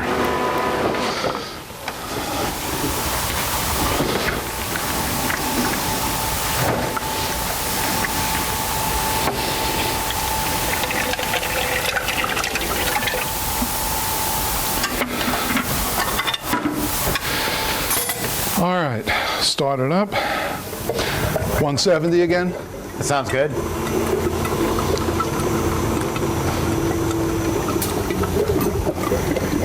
And what I add to this is mini chips, because it's not sweet enough for me. I normally add a full quart. To this, I'll add half a quart, because it's a half a batch, basically. So that's a full quart.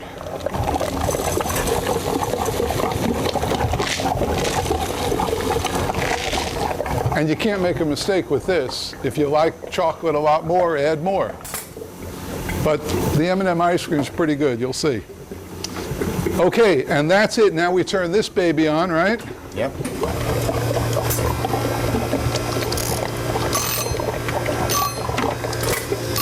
Okay, M&M ice cream, and you can see why people ask, is it vanilla ice cream? I think most people are used to vanilla ice cream with M&Ms thrown in them. And this isn't that. This is M&M ice cream, which is pretty good. If M&M company made ice cream, this is how they would do it. So this is what we do. Any questions? Come on, you're killing me here. What's that?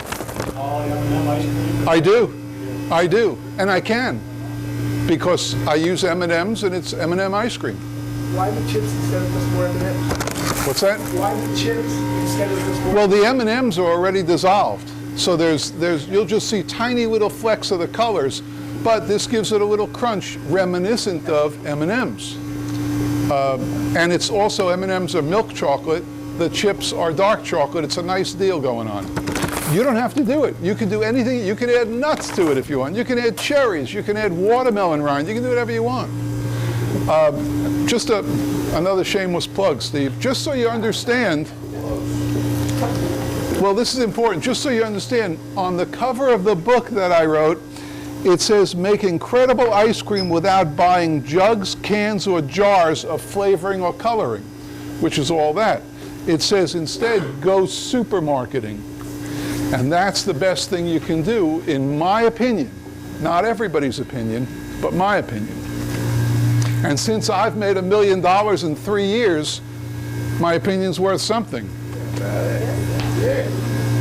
And you can too. I mean, I started, you won't believe what I started with, under $10,000. And I've got a $1 million business now, very successful, 5 expansions. And you can do it too. It's so ridiculously easy to start on a shoestring. Sorry. No, I agree. Okay, so what next? Yes. If you were going to just pour in like cherries or pineapple or something like that, how much would it chop it up? Would it be really fine? Good question. The answer You gotta is repeat the question. the question is, if you're going to add other ingredients, nuts, chips, cherries, strawberries, whatever, would it chop them up real fine? My experience is, if you add them at the very beginning, it will chop them up fine. If you want them a little bit more full, add them in the middle. And if you want them just as pretty much you're adding them, add them at the end. I make a lot with maraschino cherries. If you've ever eaten ice cream that has maraschino cherries, they're like rocks. They're like frozen pebbles in your mouth. And I don't like it that way. That's why I don't make strawberry ice cream that way, because strawberry ice cream, you get those hard rocks of strawberries, no good. So what I do is I take the maraschino cherries and I add them right as I add the mix. It chops them up for me. The machine is amazing. I mean, you can add, am I talking too fast? Talking too much? Okay. I'm going to elaborate on what you're saying. I make vanilla caramel praline. Do you know what pralines are? Pralines are pecans put in the oven with brown sugar and butter on them, and they come out, smells great, but they come out hard. I put them in the freezer, they're like rocks. So I use the Ninja to grind them down a little bit, but I still put them in the beginning of the batch.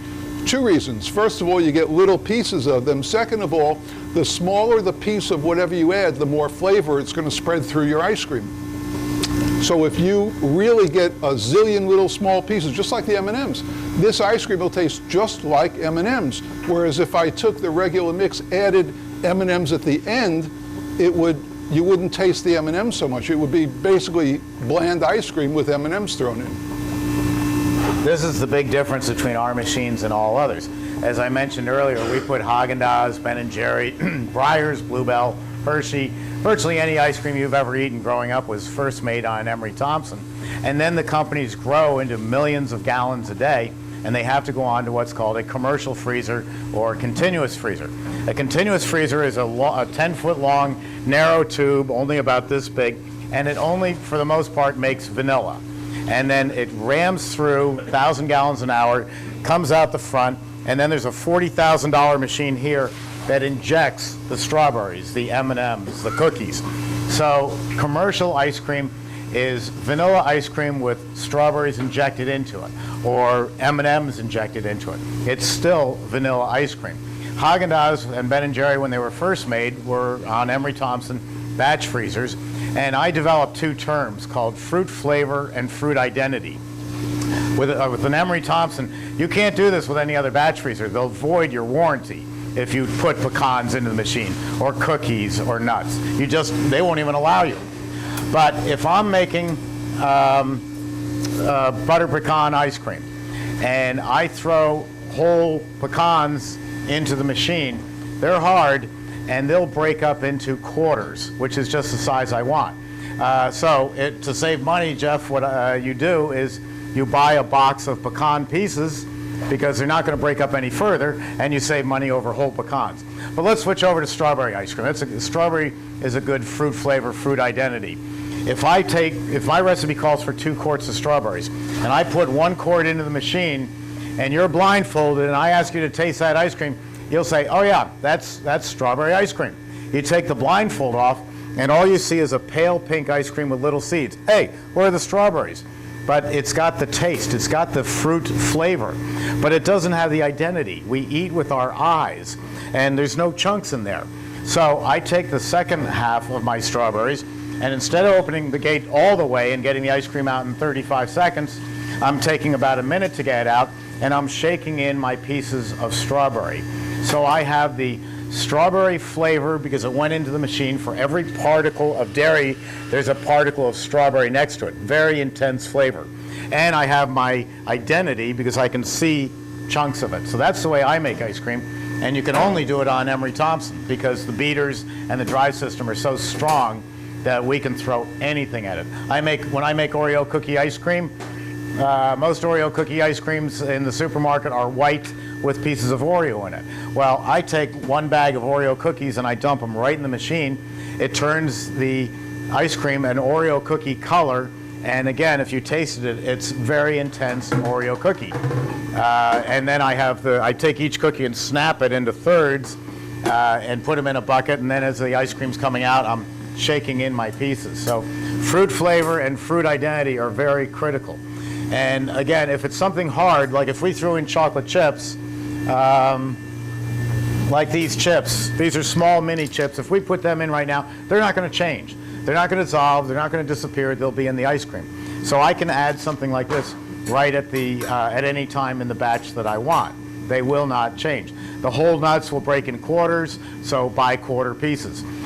Soft fruits like strawberries, bananas will completely puree, so that ice cream has a very intense banana ice cream. That's why your ice cream is better than anybody else on the market.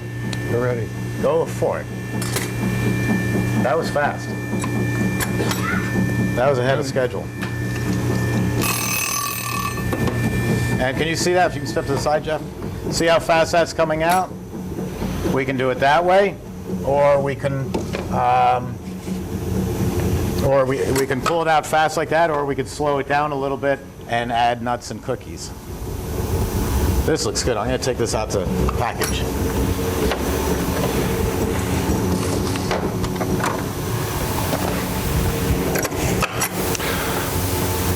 I suggest when you make an ice cream, you have some mints in your pocket, and that sort of lets you taste the flavors when they're ready. Just me. And there's also a trick that allows you to get the last bit out. Fire it up and stick your spatula in there.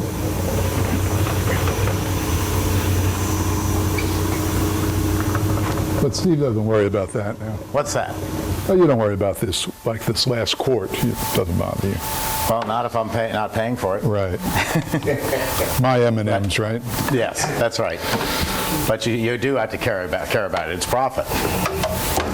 Okay, let's taste this. No chickening out now.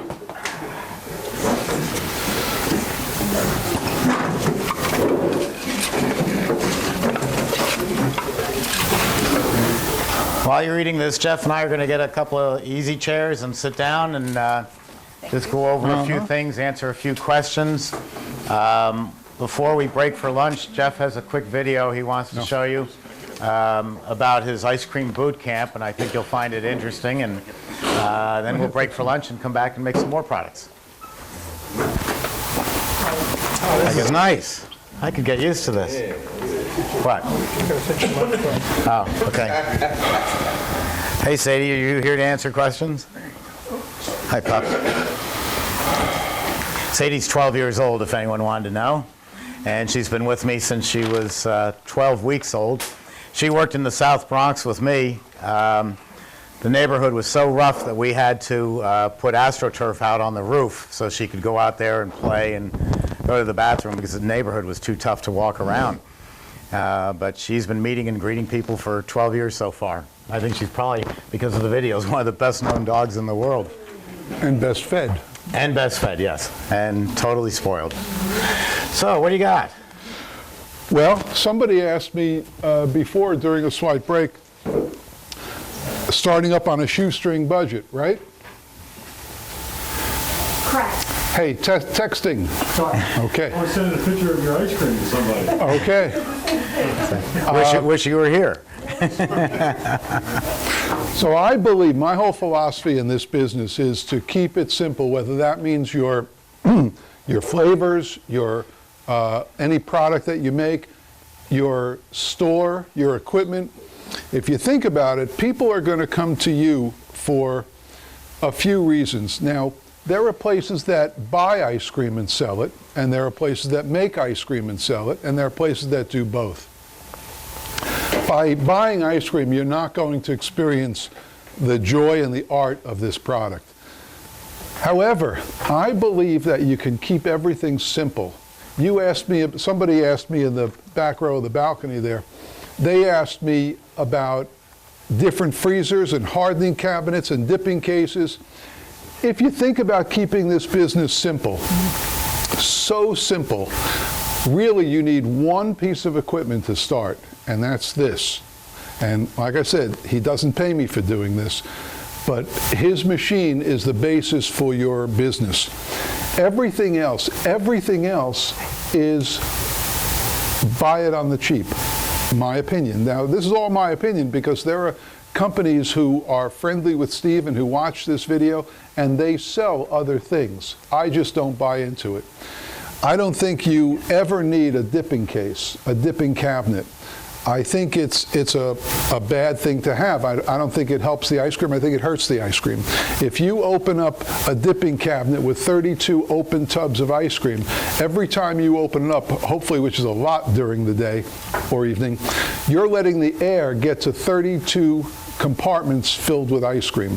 The worst thing is air, right? That's right. The air is the worst enemy of your ice cream.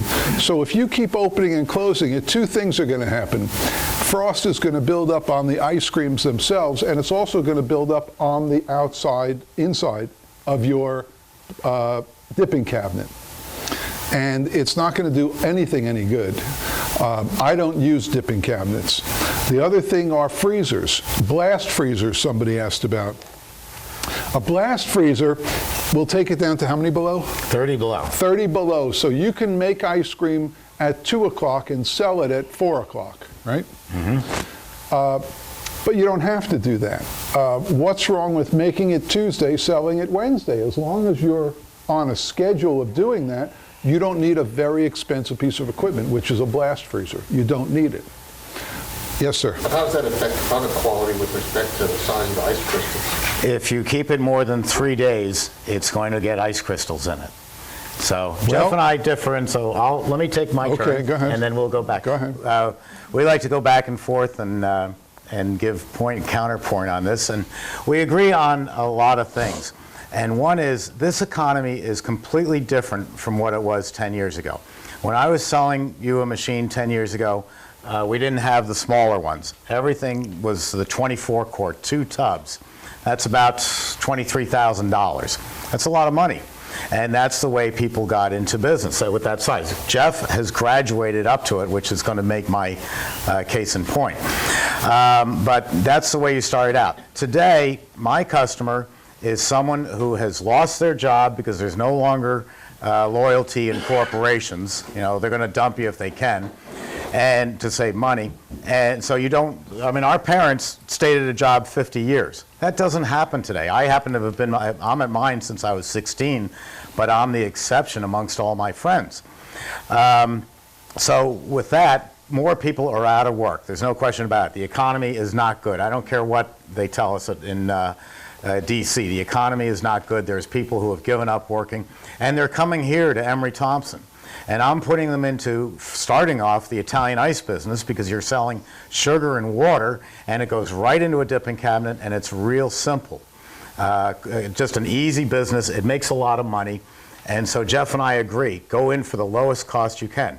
Am I saying buy an Emery Thompson? Absolutely, because it just unnerves me when I see people buy a $5,000 cash register that will tell them how many butterscotch sundaes it made. That you sold, but it won't make the butterscotch sundae. Or they spend $15,000 on decor. If you see Jeff's place, and you really ought to go up and see it, It's a beautiful decor, and he's done it all himself with paraphernalia from the 50s and 60s. Or if you go down to Key West, we've got one that's all done in bright, summery colors. Or you go to New England, there's one that's done in plywood that's painted mahogany. You can do a decor for very little money based on where you want to sell it. So Jeff is absolutely right. The key is spend as little money as possible. I then take it further and say, but now that the business is making you money, then you can see where you can expand, but also where can you cut your time and effort. I think the biggest problem I personally have had in business is getting rid of my ego. It took years to beat it out of me. I literally thought that I had to be the first person into the factory in the morning in the Bronx at 7 a.m.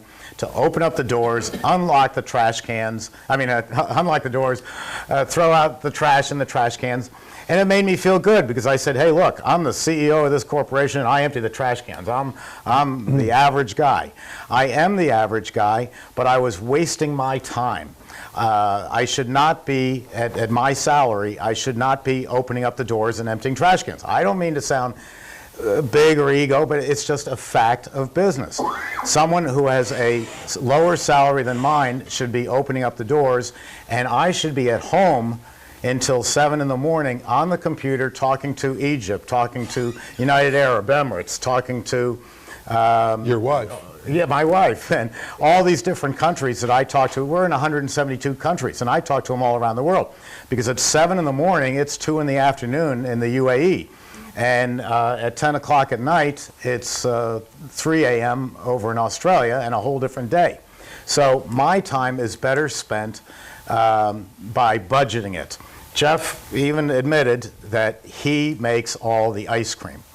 Now, if I was running Jeff's business, I cannot make as good an ice cream as he can. There's no question about it. You've tasted mine, not as good as his. But at some point in time, Jeff might want to take a vacation. He unfortunately might get the flu. I hope not. And is the business going to be taken down by one person not being there? I want to hire an off-duty policeman or a fireman and teach them my formulas so that if something happens to me, or if I just want to be able to expand, let's say I'm 35 years old and aggressive, and I want to open up 15 stores in Florida and I've got to travel around to visit them, I don't have time to make the ice cream. So I'm going to take someone I really trust, an off-duty policeman, someone who is not going to steal my formulas, because what's the benefit? I mean, he can buy my book, Jeff's book, if I was Jeff, and I've got all the formulas right there. Now there's a good plug. You should buy his book. You want the recipes? They're in there. So I have a backup for me. Emery Thompson, if I decide to sail off to Tahiti with Paula tomorrow, Emery Thompson would continue without skipping a beat, because everybody here is redundancy. Everybody knows my job, I know their jobs, and somebody can fill in for me for a week, a month, or longer. And that's where making money gets you. So as the business grows, you've got to grow the business and your personal work so that you can be better spent. Instead of making the ice cream 7 days a week or every other day, you need to be able to get out and say, okay, we're going to sell to this country club, we're going to sell to that restaurant. That's what 35-year-old, 40-year-old, and 45-year-olds do. We don't. We stay at one store, and Jeff expands the store. Now, when you get into the equipment, there is no right or wrong answer. Jeff is not wrong, he's also not right. It all depends on the volume you're doing and how much time you need to free up for yourself. It would be wonderful to make the ice cream that we just did every single day or every other day. But the volume of the store might be so big, or that you're feeding a second or a third store, that you need a hardening cabinet. Yes, $6,000. I don't sell them. I don't make a dime off them. I advocate it because it means I can make 10 tubs of the M&M ice cream, and that's my inventory. I can't build machines for you by having 6 sheets of stainless steel here, turn it into a machine, and then go buy another 6 sheets of stainless steel. It's not cost effective. It would also take a very long time. The lead time, instead of 3 weeks for a machine, would be 6 months. So as you grow, as you expand, and as you make money, because we're here to make money, you will buy other equipment. You will expand your business. So Jeff's attitude is absolutely 100% right, and so is mine. It's just two different time frames in giving you the same answer. Okay, true. But I think we're addressing people here who are potentially getting into the business. Absolutely, starting from day one. And if anybody here has $250,000 to just, write the checks and buy the stuff, raise your hand. It just doesn't happen. No, and so what that's I not want, what I said. I love this business, and I love the simplicity of it. If I can do this, you can do this. You can get into this business on a shoestring. Now, I've been open 4 years. I still don't have hardening cabinets. I still don't have dipping cases. I still don't have a blast freezer. And I still dip my ice cream out of 1-gallon containers, because I think all these things contribute to a better product. The product. You have to worry about two things. You don't have to worry about money. That'll be there. What you have to worry about is what's going to bring people to your store. Ice cream's a luxury. It's not groceries. And they can buy $3.99 half gallons in the grocery store every time they go shopping. So what's going to get them to your store? The experience of your store and the ice cream. That's it. So if you can make your store a destination, make it someplace they want to go. Have you been to the yogurt stores recently, those antiseptic yogurt stores? Terrible. There's no personality at all. There's absolutely no reason to go there. You can buy that stuff in a supermarket. He can edit that out. But my store and other stores that are successful, they're beautiful to look at, and when you get in there, there's more to do than just get the ice cream and leave. I want to fill seats. I can seat about 120 in my store, and I want those seats filled. I don't worry about them buying ice cream. I don't worry about any money, because the money follows. My job is to get them in there and give them a product that is absolutely exceptional. And exceptional means that, yes, I do have to make ice cream 3 days a week. I love to do it, so it's not a problem. If I wanted to open 15 stores, it would be a problem, but I don't want to do that. That's another avenue. That's not the avenue for the people watching this or sitting here today. The avenue here is how to open up with as little money as possible and get the first customer to come back every week, and every subsequent customer to come back every week also, and to tell their friends about it. And you do that by doing two things, two very simple things. You make the best product you can. You believe in your product. Make the highest quality product you can. And the second is make the place a place you'd want to come to. When you see my place, if you ever get there, there are maybe 30 tables, 35 tables, and each one of them has interesting things to do on them. There's old movies playing, there's great music playing, there's puzzles, there's games, there's backgammon sets, there's everything. I've got a 30-foot counter where you can sit and have a shake or a float or an ice cream. But it's not the sort of place, and I don't believe in the sort of place like the yogurt places. I was in one just 2 days ago. My wife went into a yogurt place. It's real popular now.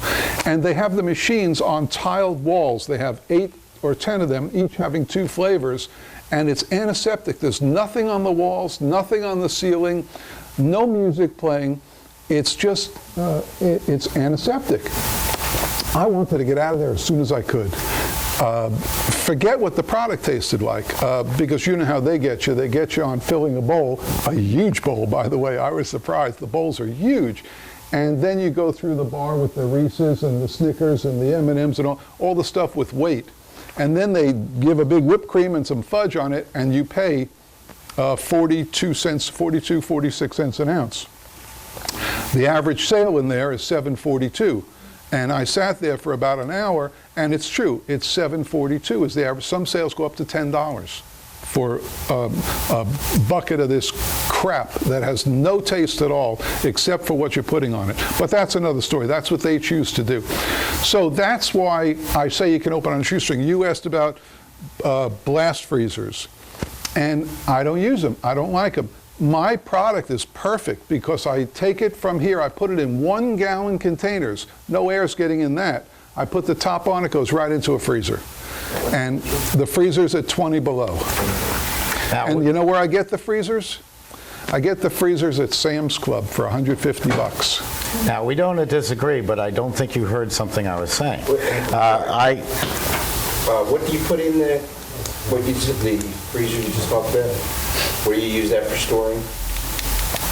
1 gallon containers. Okay. That's all I have in the store. We dip from them, we store in them, that's it, 1 gallon. One thing that you're missing, Jeff, I have never said spend $200,000 because I don't believe in that anymore. You get in on a shoestring. You take an Emery Thompson 6-quart and a couple of chest freezers and a sink, and you're in business. Right. But if you're going to be a successful business, remember, we've been doing this for 109 years. I've been doing it for 45 years, and I've been president for over 20 years. One thing that I do, and I've run my competition out of business. There's almost no one left in batch freezers. Taylor has dropped out of the batch freezer business. Capajani has 150 machines for sale used. Electrofreeze is part of Capajani. Stolting is building a vertical machine, which we deemed primitive in 1919. We're it.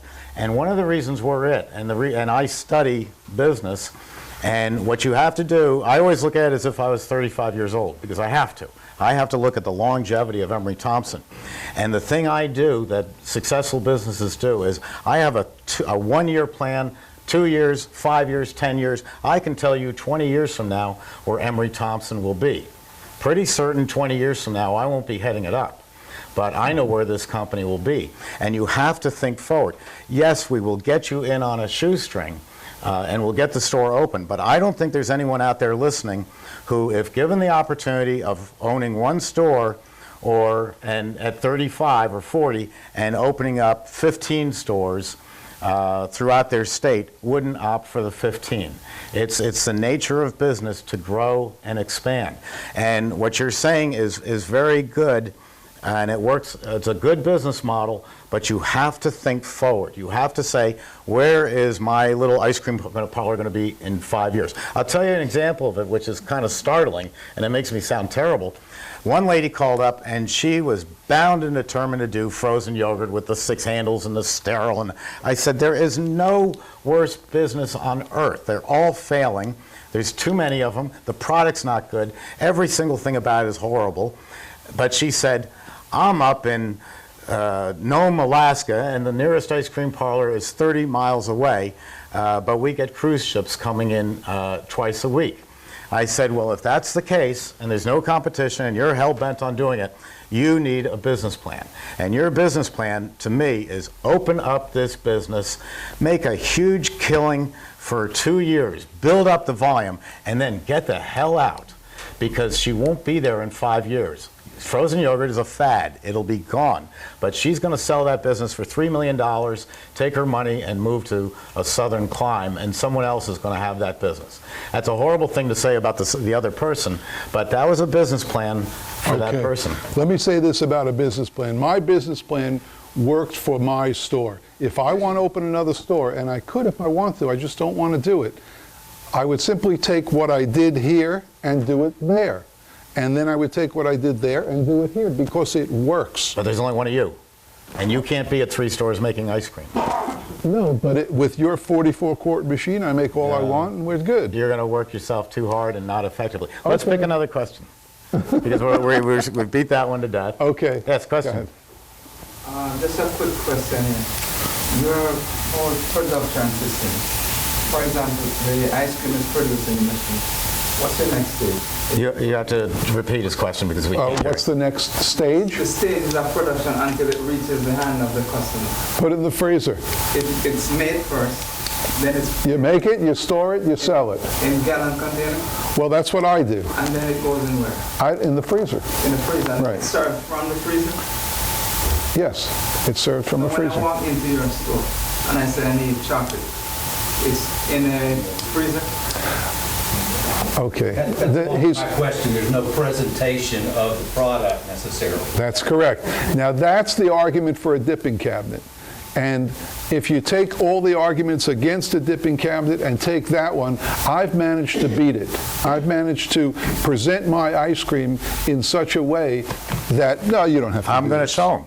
This is how Jeff Well, that's presents. an old one. It's an old one, but this is how Jeff presents his ice cream. I'm all in favor of this. Instead of having little fingers looking in and trying to decide what flavor they want, they'll drive you nuts.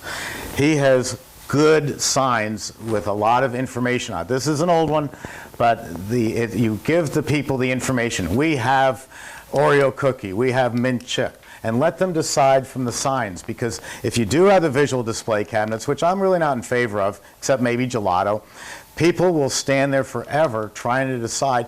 That holds up the line, and me, who is hyperactive, I'm not waiting 10 minutes while little Johnny decides which ice cream he wants. Move the crowd. I do on the computer. Office Depot does them for about $30 each. Now they're laminated, they're nice and shiny. But it does a few things. It eliminates a dipping cabinet. It eliminates samples, because nobody's going to look at that and then turn around and ask for a sample of it, because there's a line. But what it also does is it gives people all the information about. I don't have to answer questions about all the ice creams.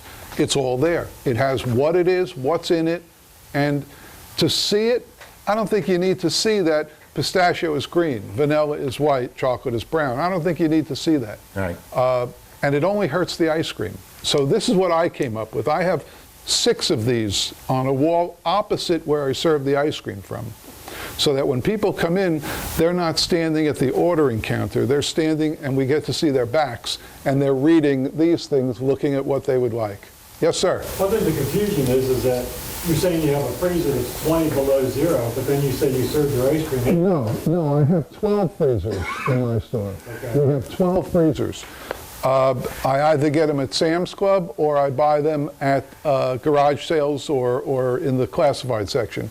And I keep them at different temperatures, whether I'm going to store my ice cream or whether I'm dipping from it. In the front of my store, I have 2 freezers. One for my adult ice creams, one for my regular ice creams. They're at different temperatures because I need them to be. In the back, I've got 10 more freezers. And we also sell ice cream pies. And they have to be really low because I want to keep them frozen rock hard in the back. So they're in a freezer that goes very low. They're all easily adjustable. I have a thermometer in each one. And I use them for different things. But the freezers are $1.50.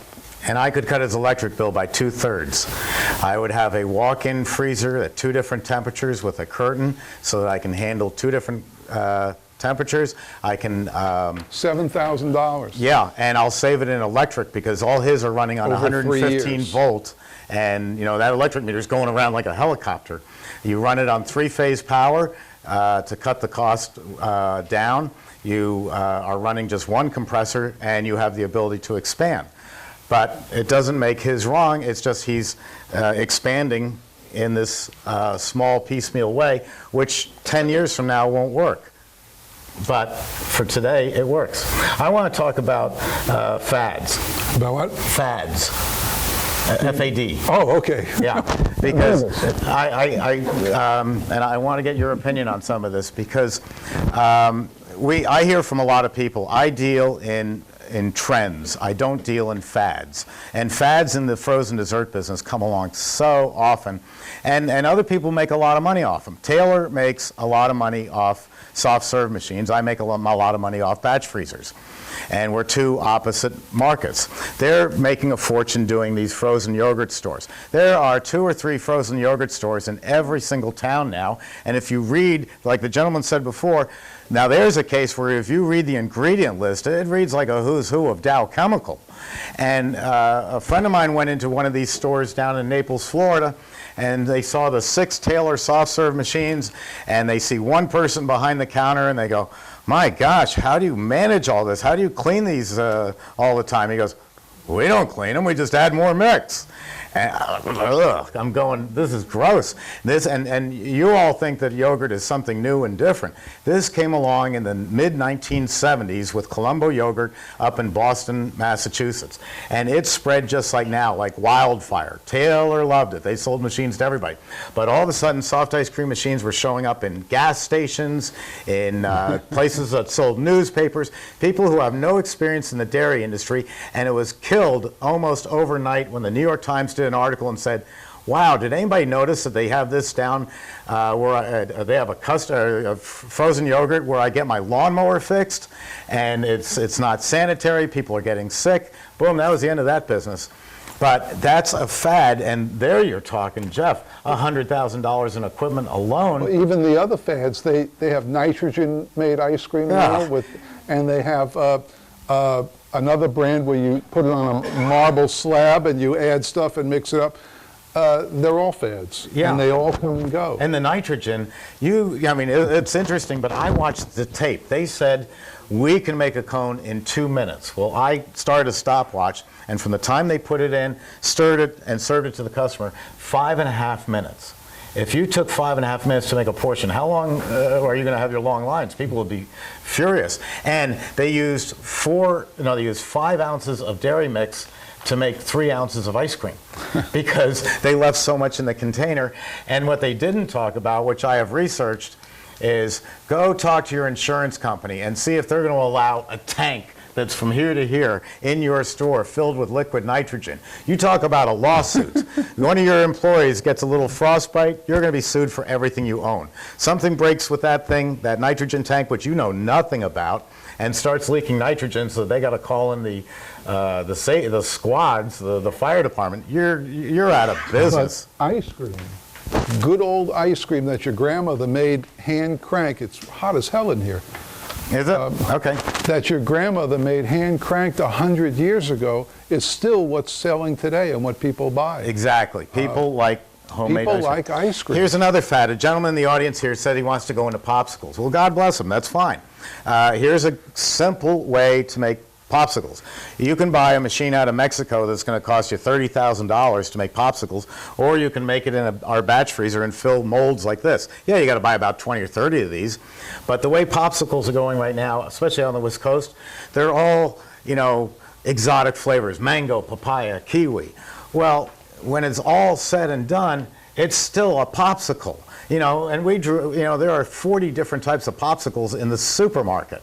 And yes, maybe you'll get the millennials to come in and buy some popsicles for a couple of weeks, but they're going to get bored of it. And when you're charging $6 for a popsicle that they can buy, at the supermarket of, 30 of them for $1.50, you're not going to be in business because of the mathematics of it. Right. This is going to be dead in a year. Mark my words. My Sharknado ice cream my Sharknado Italian ice will still be going strong. The point is, my goal, I was retired, my goal is to put people in the ice cream business for as long as they want, to make as much as they want for as little as they want to be in it for. That's my goal, and it works.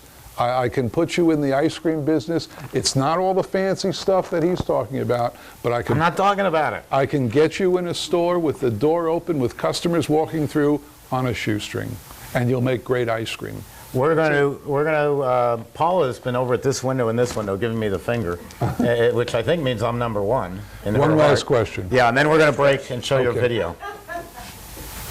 Can you build a water ice business around the same principles that you're talking Oh, it's the same business. Whether you want to be in a truck, a cart business. I had a guy go through my boot camp who had 1 cart in Ohio.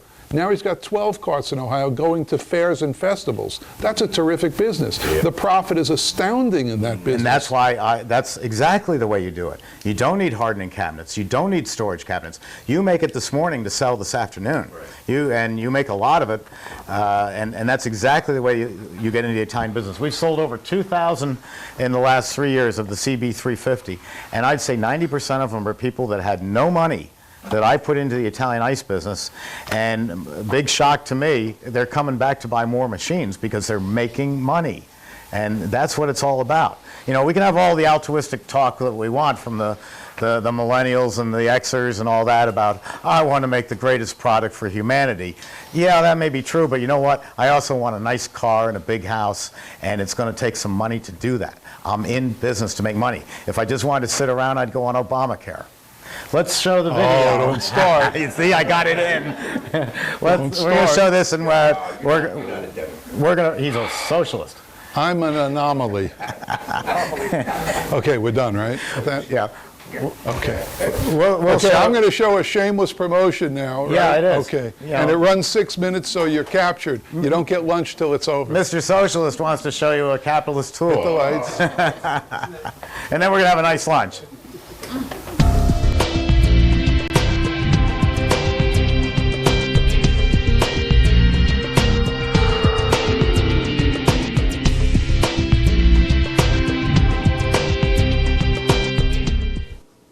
Hi, I'm Tie-Dye Jeff, and we're here at Mystic Ice Cream in Central Florida. Today we're going to talk about your future, how you can take your dollars that I'll show you how to earn, and how we can take those and with a little knowledge and a lot of hard work, you can take these dollars, and at the end of the day, your $1 are going to become $100. So let's talk about your future. Imagine a future where you're the boss. Your future is in your hands. Maybe for the first time in your life, you're going to be paid as much as you want and in direct proportion to the effort you put forth. Imagine a world where you'll be your own boss. Everybody wants to be, and now you can. Imagine financial security, but also imagine an emotional, rewarding life, where each and every day, people, maybe strangers, are going to come up to you and tell you how great your product is. Bill, this is the greatest ice cream I've ever had. Bill, these ices are so refreshing, I love them. Joe, we can't wait to come back to your store. It's going to happen. Imagine that your future is forever. You'll decide where to work. You'll decide when to work. You'll decide whether you want to work nights, weekends, afternoons, evenings, every other Saturday, no Sundays. It's all up to you. You'll decide also, more importantly than anything else, you'll decide when to retire. Not if I can retire, not how can I retire, but simply when to retire. This is the frozen dessert business. Whether you want to own an Italian ice cart business, an ice cream stand, 1 store, or 10 stores, whatever you decide, it all begins here. At Mystic's Boot Camp, you'll get all the tools you need to help you decide your course of action. At 9 a.m., we'll get your personal workbook started and we'll begin the journey to your independence. Finally, the journey to your independence will start here. From scouting, choosing, and setting up a location to getting and keeping customers, it's all covered. We'll cover promotions, community relations, which products to make and sell, and how to create a recipe. You'll create your own recipes here and formulas and then make notes and we'll have them. We'll discuss them, we'll refine them, and they're yours to keep. So come on. After lunch, you'll put on an apron and make 3, 4, or 5 flavors of ice cream. We'll sample and discuss the product and talk about how to handle your inventory. You'll assemble the 24-quart Emery Thompson Batch Freezer and become familiar with everything in the kitchen here. Afterwards, we'll disassemble and clean the machine and prepare it for the next day. After dinner, you'll go behind the counter. You'll dip the ice cream, you'll scoop it out of inventory, you'll make the shakes, and you'll bust the tables. You'll learn how to deal with the inventory and how to handle the register. In short, you'll do in one day, one intensive day, everything that's going to be required of you on a daily basis in your store. Finally, you'll learn about the cleanup procedures and the preparation into the next day's business. You'll be placed on our customer email list, so you'll get all future promotions, coupons, and specials just as our customers get them. The ice cream, ices, and frozen dessert business is incredibly profitable. It takes no days off. It works year-round in any climate, and it's virtually recession-proof. People love ice cream all the time. This business combines the comfort and security of owning your own business with the art of creating your own ideas and recipes. I'll give you the 3 keys that will virtually guarantee you of success in this business. And, very important, we'll discuss how to begin, how to open and operate your business on a shoestring. Keep as much money as you can or as much money as you want to in this business. I know of no other way to get into this business with limited risk and to expand the rewards as much as this boot camp. So come join us in the boot camp. Class size is limited to 10, giving you a personal hands-on experience. You'll get my book of recipes, and you'll get a workbook geared towards your business that you'll take with you. It's expandable so you can keep adding it. Coffee, soft drinks, muffins, and snacks, as well as lunch and dinner, all included. You can contact me at xhippie@aol.com. That's XHIPPEE@aol.com. Discover what hundreds of successful frozen dessert operators already know. Just to recap, what we'll be covering: the complete startup costs that you'll need, finding and scouting a location and setting up a location, your legal options, how much lead time and what to do with that lead time, regulations, licenses, and permits, the equipment, what you need, and, just as important, what you don't need, the initial supplies and lists of suppliers. We'll talk about money, making it, counting it, and keeping it. Your store organization, the inventory, the exposure as far as advertising, promotion, and emails. We'll discuss employees, hiring them, finding them, keeping them, and how much to pay them. Daily money handling. You'll work with the cash register, the tapes, and I'll show you how to make your deposits. And we'll discuss sales tax. Everything you need to be successful in the frozen dessert business. So contact me at Mystic Ice Cream, xhippie@aol.com, and we'll see you there.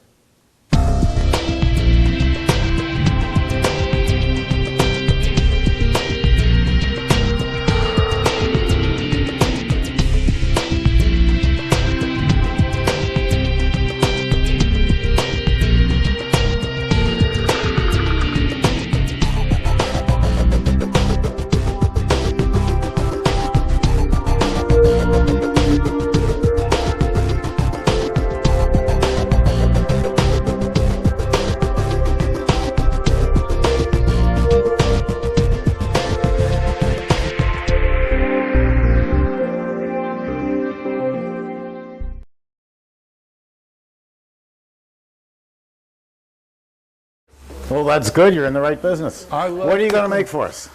Are we on? We're on. I've been requested to make another flavor Yay! because somebody else is too lazy to do it. I'm working on mine over here. So what we're going to make, again, supermarketing. And if you have the book, you understand this. And I went through the supermarket and I saw a wonderful thing. It's called Nutella. We all love Nutella. My wife eats it on apple slices, and you know, a jar is nothing to finish. What is Nutella? I don't know. Nutella is hazelnut. Oh. It's the same as Frangelica, only this is not an alcoholic flavor. This is it right here, actually, Nutella. And it's a wonderful product, and it smells great. And now I noticed in the supermarket they make mini Nutellas with a spoon and some crackers. I mean, how fattening. Anyway, so I bought the Nutella, and then I figured out a great formula for ice cream. And we're going to make it now. It's called Hazelnut Crunch. What's the crunch? Well, we'll see. So, we have a bladder, and we're going to make half a batch. I did that already. You did? I cleaned it. Oh, okay. Sorry. Then I'll just take it out. Okay. Yeah, I rinsed it 4 times. couple of chips. Now, interesting, this brings up a question. See a couple of chips running out? Does that bother you for your next flavor? That's what makes it homemade. Yeah, it doesn't matter. If somebody says, oh, what's that in there? And you jokingly say it's a roach. No, don't do that, just kidding. Well, if you're making rum raisin, you better take the machine apart and repress it. So I tell them it's chocolate. It's a chocolate chip. It's no big deal. And Steve's right. That's what homemade ice cream is. Now, you can get rid of it. You can rinse and rinse and rinse and not have any of those, but it's sort of quirky. It's sort of fun. I wouldn't combine things that don't go together, but chocolate chips sort of go with everything. Okay, so what we're going to do is we're going to take, remember this again, okay? We're going to start with 3. We have to add 2, all right? So we'll start with 3. I'm good remembering simple numbers. Well, you know what they say. You know what they say. All right, so we have 3, and then we need vanilla. How many ounces of vanilla? What? 5 ounces. 5 ounces. With that South Carolina accent. 5 ounces. 5 ounces.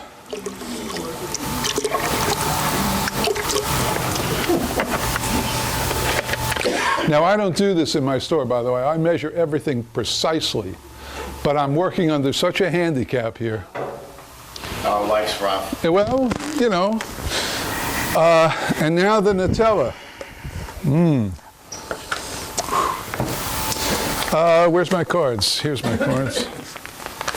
How much Nutella?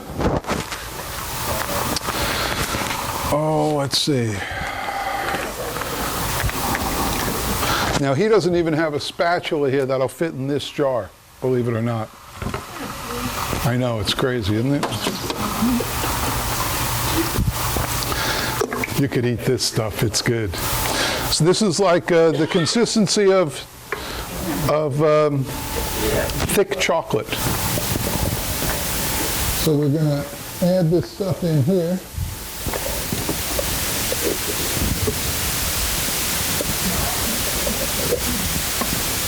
And this stuff runs, I use a few stores to shop at. One of them is Restaurant Depot. You all have that somewhere? And this stuff in Restaurant Depot, they just started making it in bigger quantities, but it's basically 2 of these for $10, which isn't too bad. And I use a full batch in my full batch. I mean, I use a full 2 jars. So because I can't get all of that out of here, because he doesn't have the right tools, but you'll find a way. I'll just add a little more, and that'll make up the difference. Now, I already packed away the drill, so we'll have to do this the old-fashioned way. That's why you need a cordless drill. What? That's why you need a cordless drill. Correct. Lithium-ion battery. Whatever. Made by Milwaukee. So these are all the ingredients except for one. In this particular product, there's a secret ingredient. And if Steve doesn't give it away, it'll remain a secret ingredient.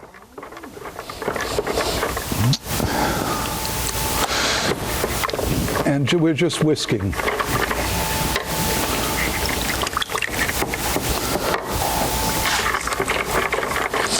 Now, you don't have to completely whisk it because, why? The machine will do it.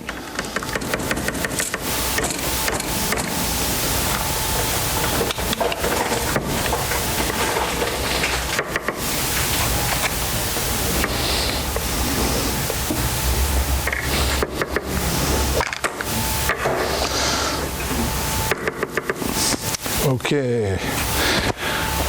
Hopper's closed, top is open, and we're ready to roll.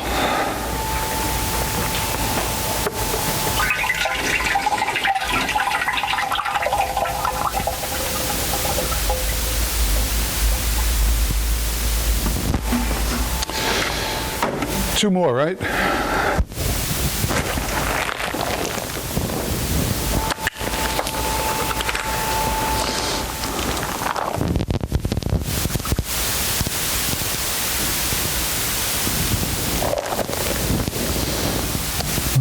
2 more.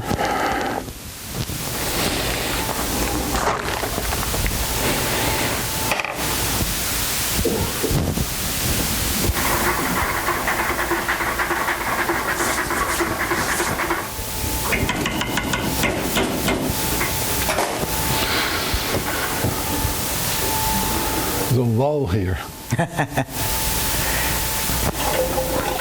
Did you have the whiskey in there? What? Did you put the whiskey in? No, no booze in this. Oh, it's too bad. Maybe we should have sent the bottle around. Okay. And this is the mystery ingredient. And let's see, 0. 9, okay. So we're going to fire it up. Not put that on yet. And we want to bring it down, right? Yeah, let's take it down to 170. Yeah, that's good. It's been making a good ice cream. Okay. And we're going to add this in here.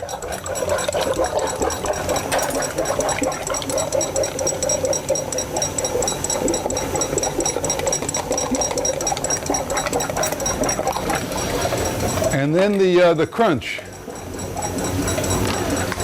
The crunch. Cookies. Blonde Oreos. And we're going to add most of them now. Some of them right before the ice cream's ready.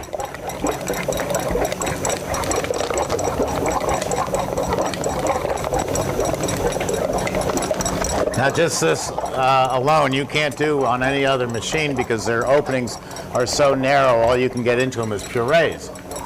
We take whole cookies and just drop them right in.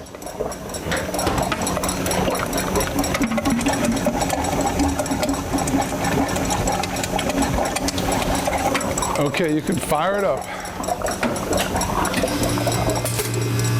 And then we'll add the rest of these so that we have a little more crunch. Those are going to dissolve, and they're going to give it a little flavor from the blonde Oreos. And then the rest of them will add a little texture to it, so it won't be quite so smooth and creamy. You can leave it smooth and creamy, but this will make it a little grainy. What else can you add to this ice cream if you wanted to? Hazelnuts. What else?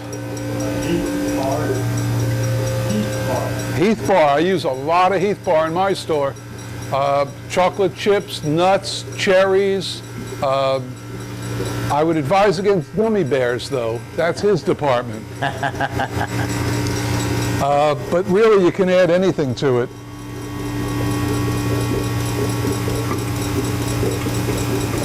And if you have any questions, fire away. Everybody knows everything? As you change the speed, you change the overrun. Yeah. You have to formulate different recipes because of the capacity of the machine. No, what it mean?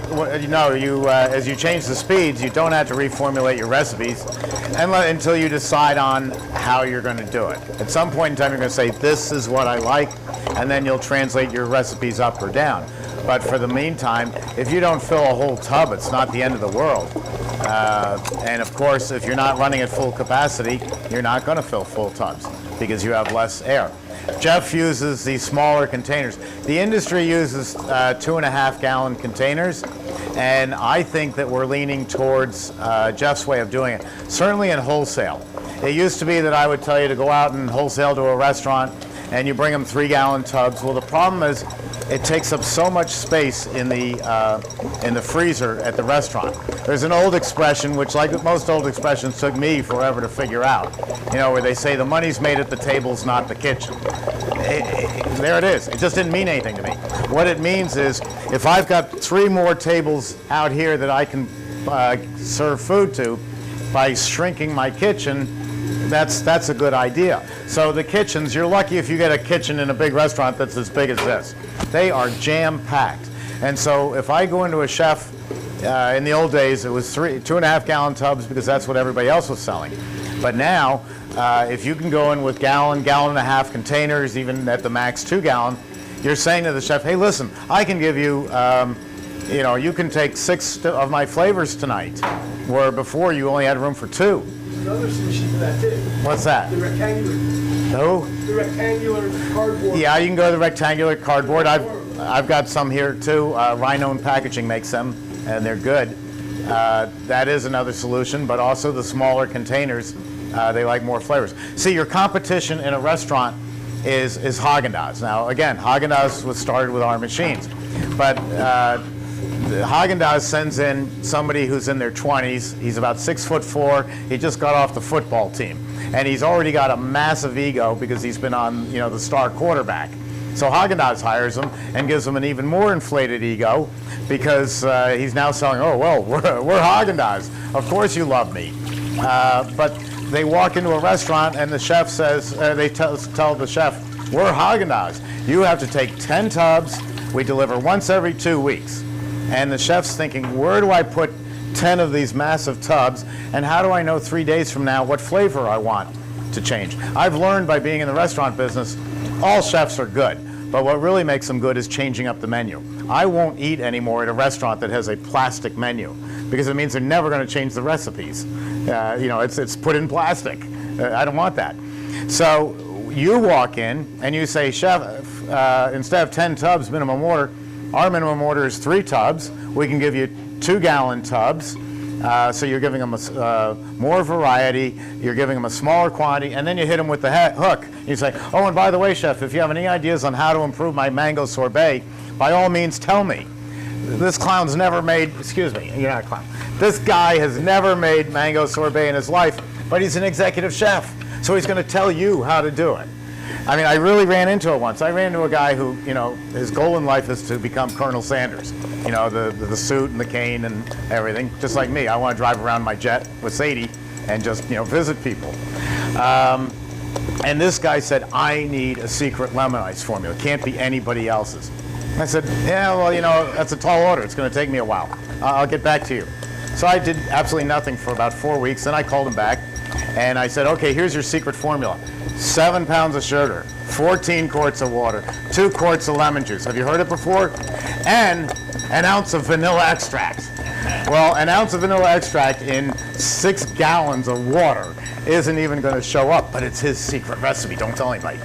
And he was thrilled. This is the way some executive chefs are. I also know, anybody here from Canada? Oh, good. I get down on Canadians, too. One time I was doing a speech, and I was talking about Canadian chefs and the health department. And I'm not kidding, I had a guy in the audience who was from Canada. He was now a chef, he used to work for the health department. I was cooked, but that happens. So the key to wholesaling, if you dare to venture into it, is the smaller containers. It's a great idea because they can have more variety. Oh, you're putting them in? Putting them in. We're almost ready. Okay, that was fast. After we do this, I'm going to talk to you a little about Italian ice some more, and I'm going to run the little new baby over here, the 3-quart.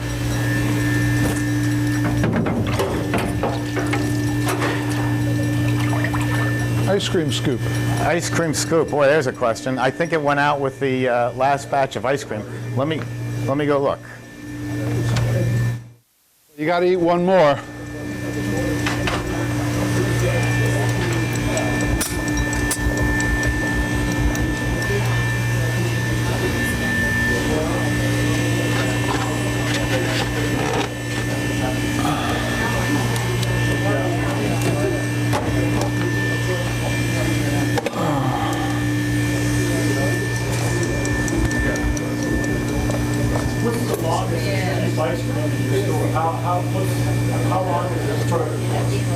The answer is, how long can you keep ice cream in your store?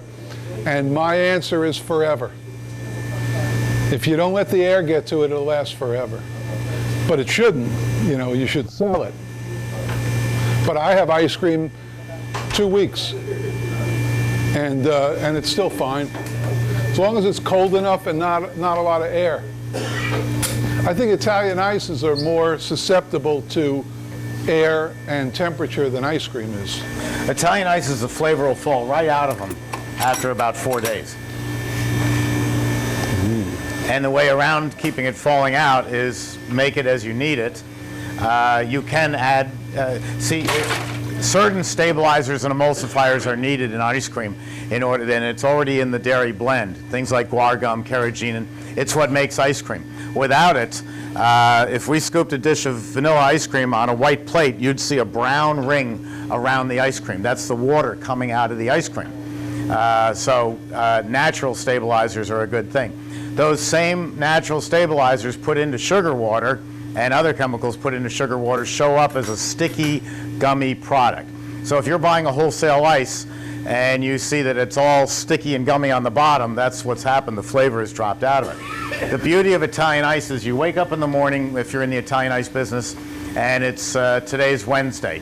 So we look at the future weather and we say Saturday and Sunday are going to be beautiful in the 80s. It's wonderful. Let's make 8 or 10 tubs of lemon ice because we know we're going to go through it.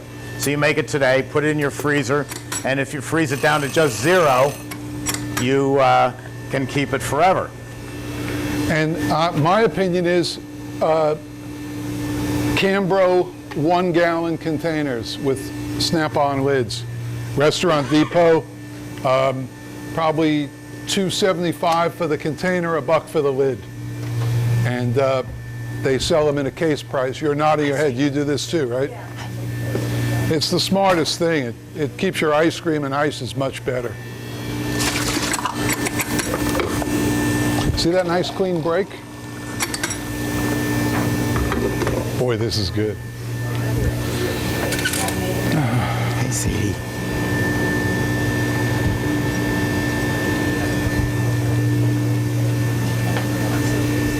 Is it soup yet?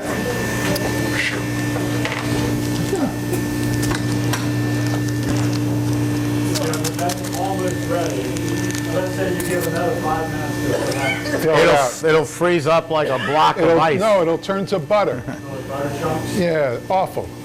It'll freeze up solid because the machine's going to keep getting colder and colder. What happens if you leave a medium rare steak in the oven for 5 more minutes? It becomes well done. Same idea.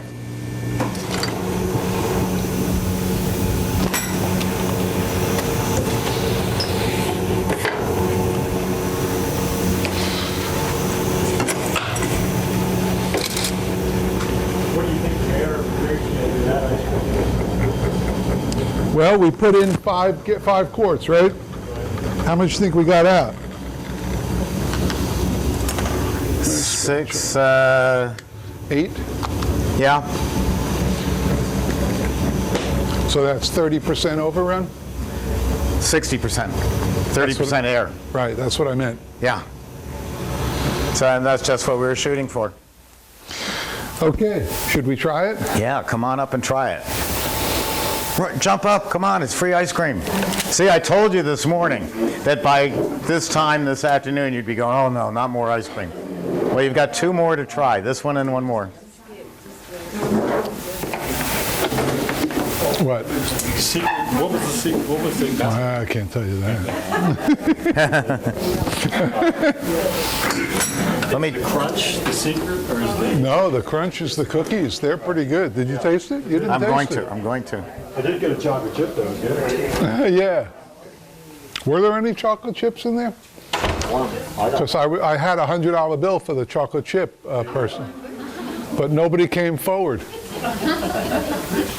Who's got $1? Who's got $1? Give me $1. Give me $1. I don't have any money with me, but okay. What's your name? Doug. Doug? Doug gave me $1. It's Doug's dollar. And what we're going to do with Doug's dollar, we're going to pretend to rip it. We're not really ripping it, but we're going to pretend to rip Doug's dollar. What? We're not really ripping it, don't worry. It just looks like we're ripping Doug's dollar into 1, 2, 3, 4 pieces. That's what you think, right? Huh? We know. No, you think so, but we're just going to fold Doug's dollar into pieces, and then we're going to take Doug's dollar and unfold it, so you see it wasn't really ripped at all. Thank you, Doug. That's pretty good. There you go. I have a trick I do in my basement where I take $1 bills and I bleach them out so that they're pure white and they're still linen, and then I reprint them as hundreds. Works great. Okay, I'm gonna make some Italian ice. I almost said Italian ice. I could get thrown out of New York for that. I'm gonna make some Italian ice. Oh yeah, I'm making water ice, I forgot. Or if you're up in the Cape Cod area, it's called slush. Cape Cod. Yeah, slush. Neighborhood in New York, it's lemon ice. Yes. Oh yeah. Oh yeah. In New York, lemon ice is a generic term. You ask for a cherry lemon ice. You ask for a chocolate lemon ice. Well, that's like in the Midwest. You say, I'll have a Coke. But what do you really want? Orange soda, root beer, grape soda? Oh, no, really? It's all Coke. Yeah, it's true. Do you have can I trouble you for a spatula? You want me to now work for you? Yes, please. A spatula. And I'll pay you as much as I pay me working for you. Thank you. What else? Okay, there are 3 levels of Italian ice, and if you go into the Italian ice business, you're going to use all 3 levels.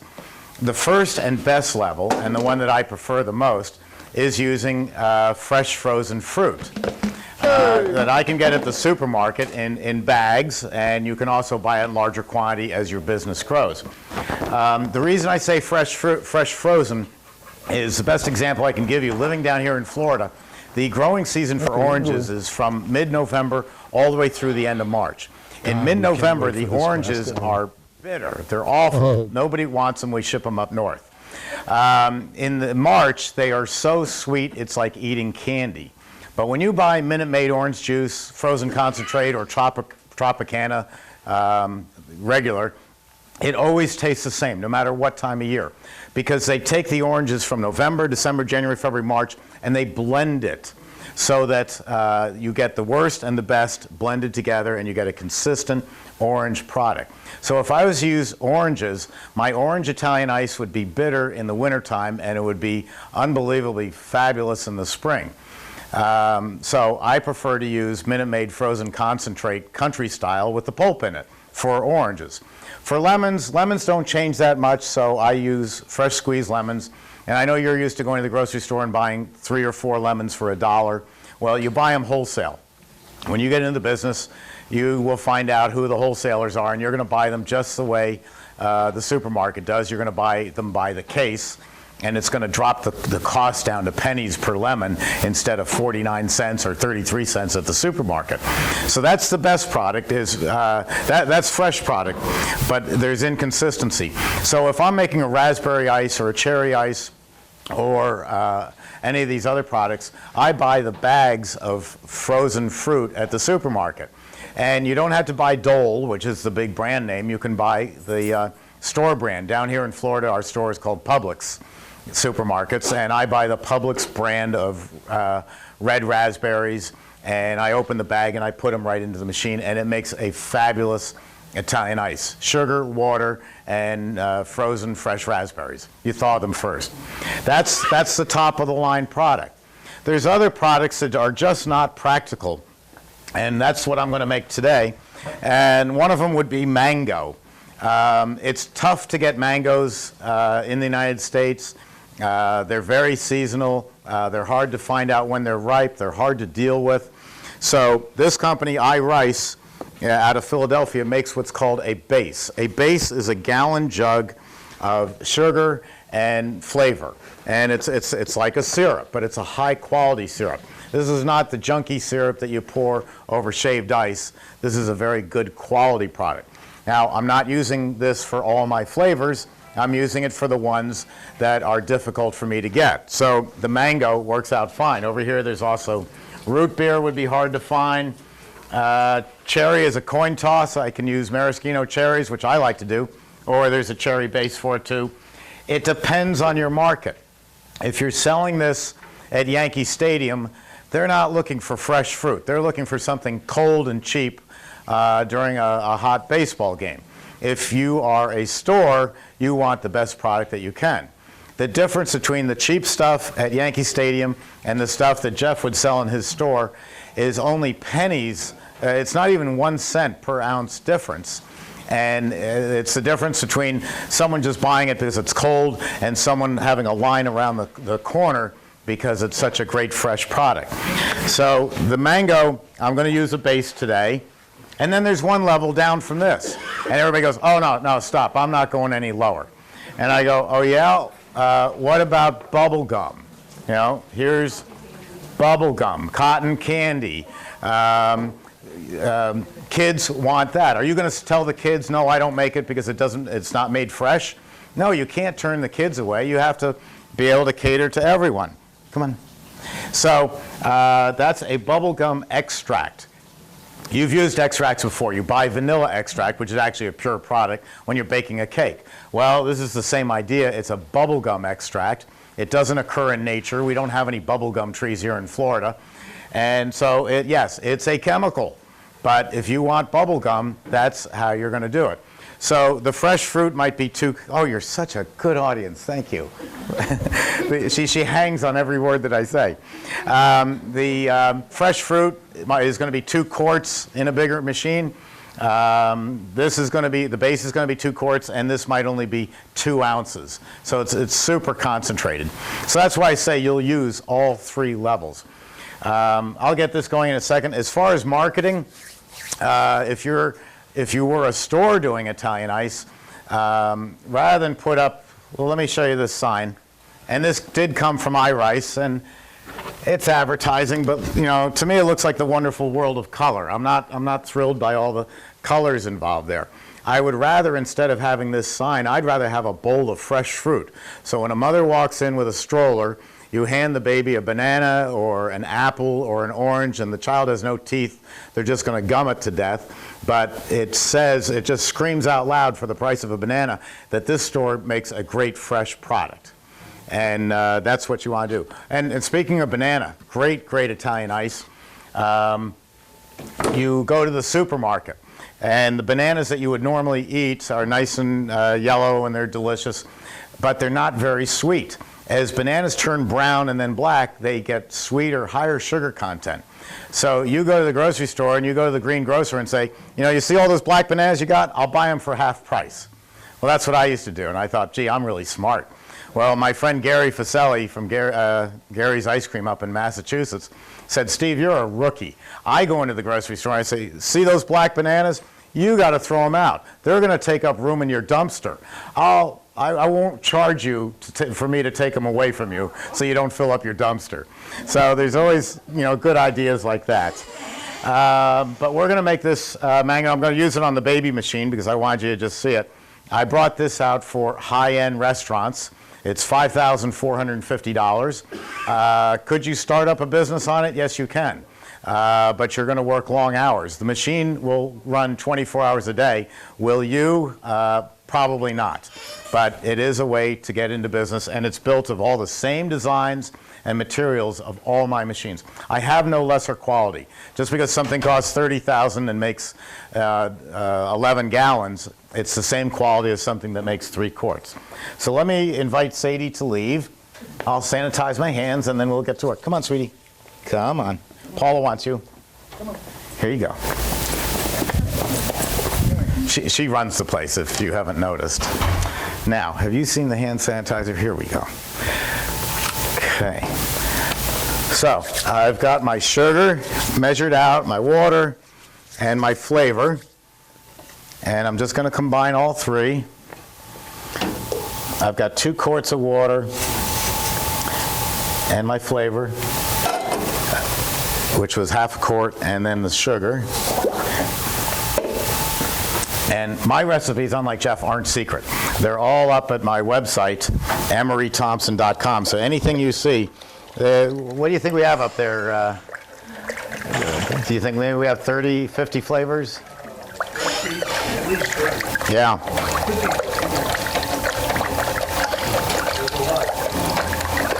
That's Ken Putt, by the way. He's our IT man. And none of this would run without him. His wife is the money honey. She's our bookkeeper. So we're a very family-oriented business. I'm the sister of the bookkeeper. Oh, yes. You're the sister of the bookkeeper. I forgot. Yeah. Very few. The whole place is very incestuous. Okay, so I'm going to pour this in. So you're making mango? I'm making mango. Are the recipes according to the size of the machine? I'm sorry, say it again? Are the recipes online there, are they according to the size of the machine? Yeah, the question was, are the recipes at the website according to the size of the machine? Yes, they are. So all you have to do is translate them up or down. If you've got a 6-quart recipe for this one, just double it for this. And if you've got a 24-quart machine, just double it again. And the same way, just go half. So we've got that in. This is an air-cooled machine. We're going to turn on the beater and turn on the refrigeration.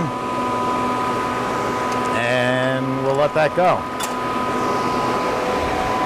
I was going to make watermelon, but I changed my mind, so I've got some watermelon chunks, and as long as I have them and I don't want Sadie to eat them all, I'll put some of them into the machine in a little bit. Now this product, when it comes out, again, remember I said when you're in the Italian ice business, you are very weather dependent. You look forward and say, what's the weather going to be this weekend? Well, we know it's going to be bright and sunny, so we're going to make a lot of mango Italian ice. If the weather forecast is it's going to be rainy, there's going to be a monsoon, you don't make as much product. If at 2 o'clock Saturday afternoon the sun comes out and you need mango Italian ice, the beauty of ices over ice cream is you can go right back to the machine and you can make the product right away and have it ready to serve. So I can pull it out of the machine one of two ways. I can pull it out so that I can keep production going fast, a little bit on the soft side, and let it firm up in the freezer. Or if the front office says, I need this in 20 minutes, I can pull it stiffer and bring it out to them and have a product ready to go. Italian ice does not age. It doesn't get more intense with time. It doesn't change in any way whatsoever. It's a very inexpensive product to get into. Your main ingredient is water. Your second ingredient is sugar, and then a source of flavor.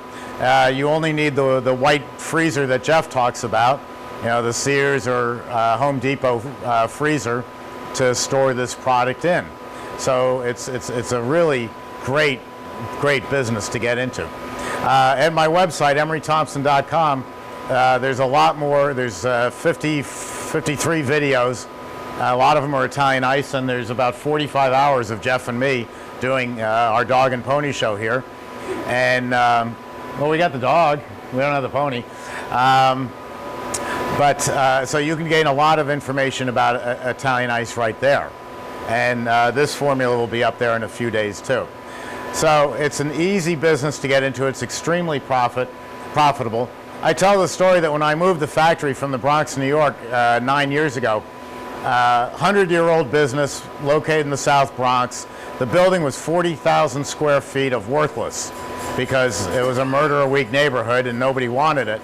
I got lucky and sold it to the New York Yankees to become a parking garage. And my accountant told me, you can't move a 100-year-old business. It can't be done. Well, the unions were absolutely killing us, so there was no choice. Well, bottom line, since we got down here, our business has been increasing about 37 to 45% every single year since we got here. But when I crossed the George Washington Bridge, it was Paul and me and Sadie, and we really had some hesitancy about were we going to be able to get the business up and running again, or were all the naysayers correct? And I turned to Paula and I said, if we can't get Emery Thompson back up in manufacturing, we can at least take a couple of our machines and go into the Italian ice business, and we'll make a fortune. And I believed it then, and I believe it today. It's a wonderful way to make money. Years ago, during the '87 stock market crash, I was in a limo at 4:30 in the morning going to LaGuardia Airport, and I could see the driver. He couldn't see me. And I saw he was my age, and he was a stockbroker, and he was out of work. He'd lost his job. So he's driving a limo at 4:30 in the morning. My first thought was, hey, great for him. Instead of sitting around crying over his situation, he's out doing something. And we got talking about Italian ice. And I said, well, where would you like to live if you had all the choice in the world? He said, I'd live in Charlotte, North Carolina. I said, great. I get out of the car, he sees we're the same age, and he goes, would you take your advice about going into the Italian ice business?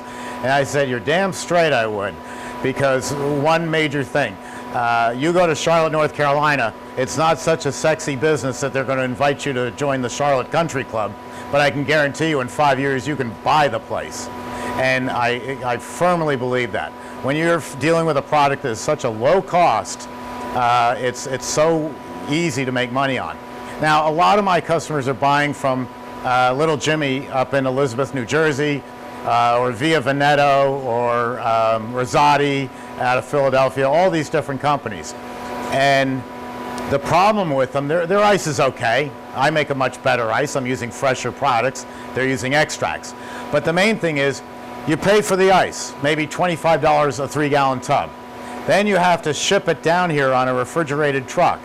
Well, the reefer company, or the refrigerated truck, is shipping your ice and Publix's green beans.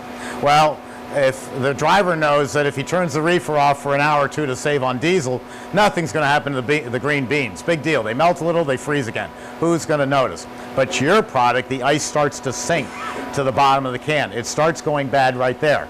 When you get it, you have from here to the wall pallets of minimum order of Italian ice, and you can't possibly buy enough freezers like Jeff's talking about. You couldn't have enough electricity or room. You have to rent freezer space in your town just to take this minimum order.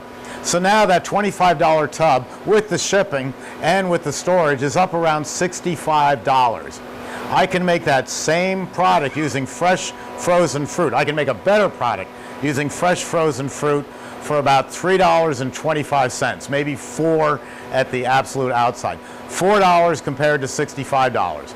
Now, the $65 is actually an incentive because it's going to make you another $150. The markups are unbelievable.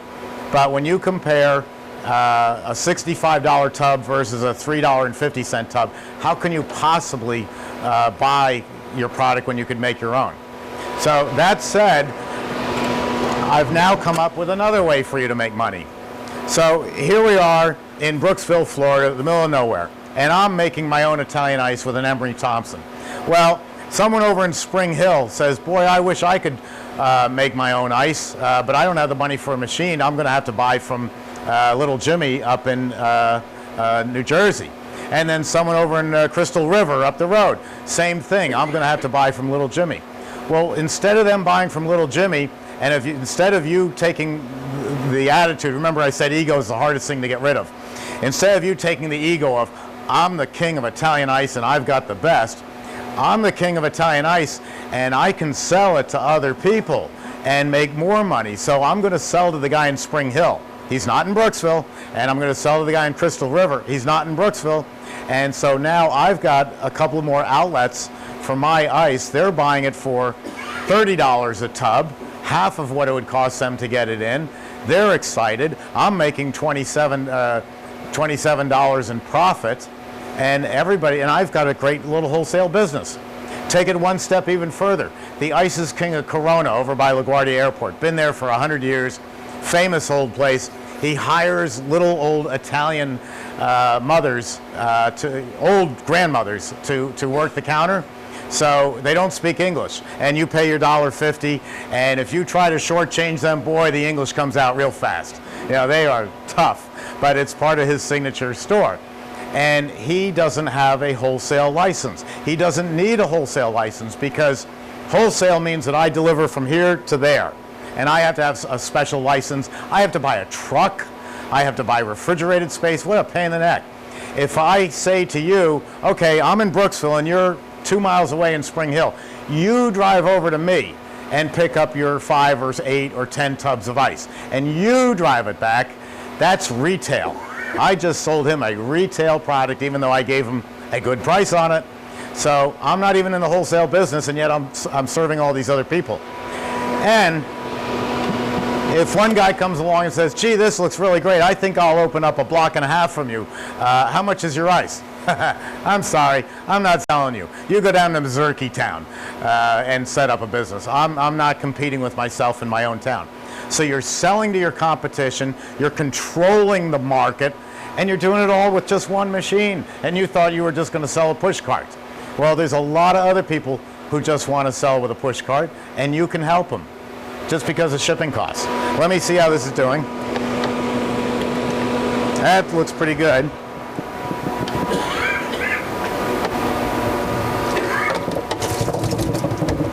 And see, you weren't reminding me. I forgot to put the chunks in.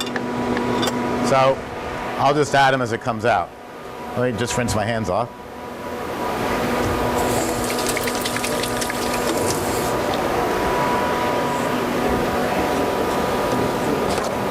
This is the easiest way to make money, is selling Italian ice. And if I could, Donald Trump and I have something in common, and it sure isn't money. He has a 24-hour day to accomplish everything that he has to do, and that's all God gave me, was 24 hours a day. If I could stretch it to 28 hours a day, I'd be in the Italian ice business in a second. But I'm too busy doing what I do. But it's just a fabulous way to make money. Oh, one other quick thing. Do I need to filter the water? I'm glad I asked the question. It's a great question. I'm in Brooksville. We don't have tourists here in Brooksville. You're the only tourist we've seen in a year. So the people in Brooksville, the water here is horrible. It's liquid rock. It just couldn't get any worse. It will rot out a dishwasher in 3 years. One day after the warranty. It's terrible water. But the people who grew up here grew up with it. They know that that's the water. They drink it. They think it's great. They don't know it's bad. They grew up with it. It's like the movie star says, "Oh yeah, I was in Brooklyn sitting on the stoop. I didn't know I was poor." So the water is terrible. So make it with the local water, because that's what everybody's used to. You don't have to do anything to it. Now I go down to Palm Beach, and everybody there is from New York or Chicago, and the water in New York, it's the one thing we do right. We have great water. We have a filtration system. It's a wire net up in the Catskills that catches the dead bodies and the tires, and we have just beautiful flavored water. So you've got to clean up the Miami or Palm Beach water in order for it to taste like New York or Chicago. And you can do that with a Culligan water system. There's nothing to it. So you look at your market and say, where am I selling? And that determines whether or not you have to clean up the water. So again, like Jeff's product, I'm just checking for the consistency. I like this. I'm going to turn off that. And as this comes out, I'm going to just shake in some pieces of, I don't know if watermelon's going to go with mango. We'll find out. Jeff, this could be another one of my crazy concoctions. So instead of getting it out of the machine really fast, I'm just going to throw in watermelon. And then I close up the gate and go on to my next flavor.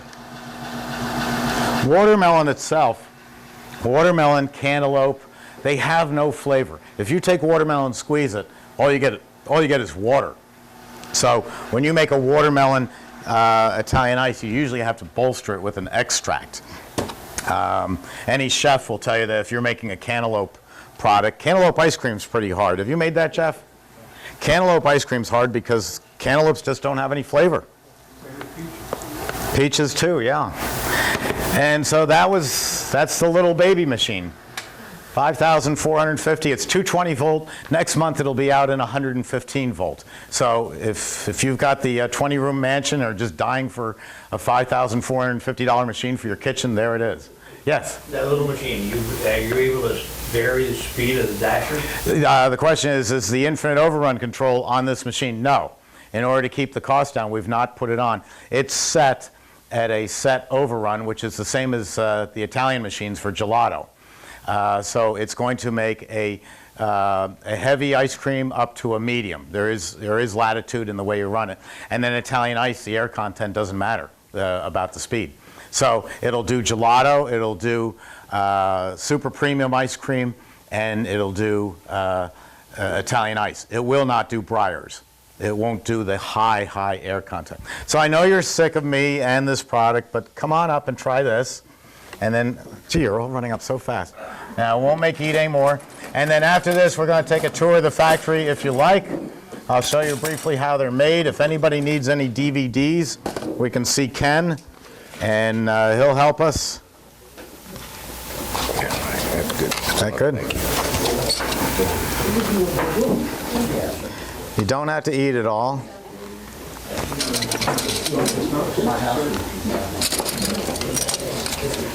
There you go.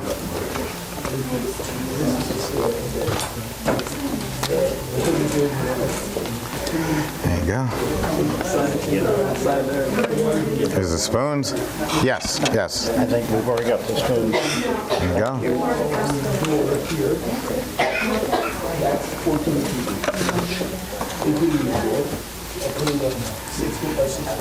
Oh, one other thing I do that I forgot to tell you that nobody else in the industry would even dare do, but that's how confident I am of my machines.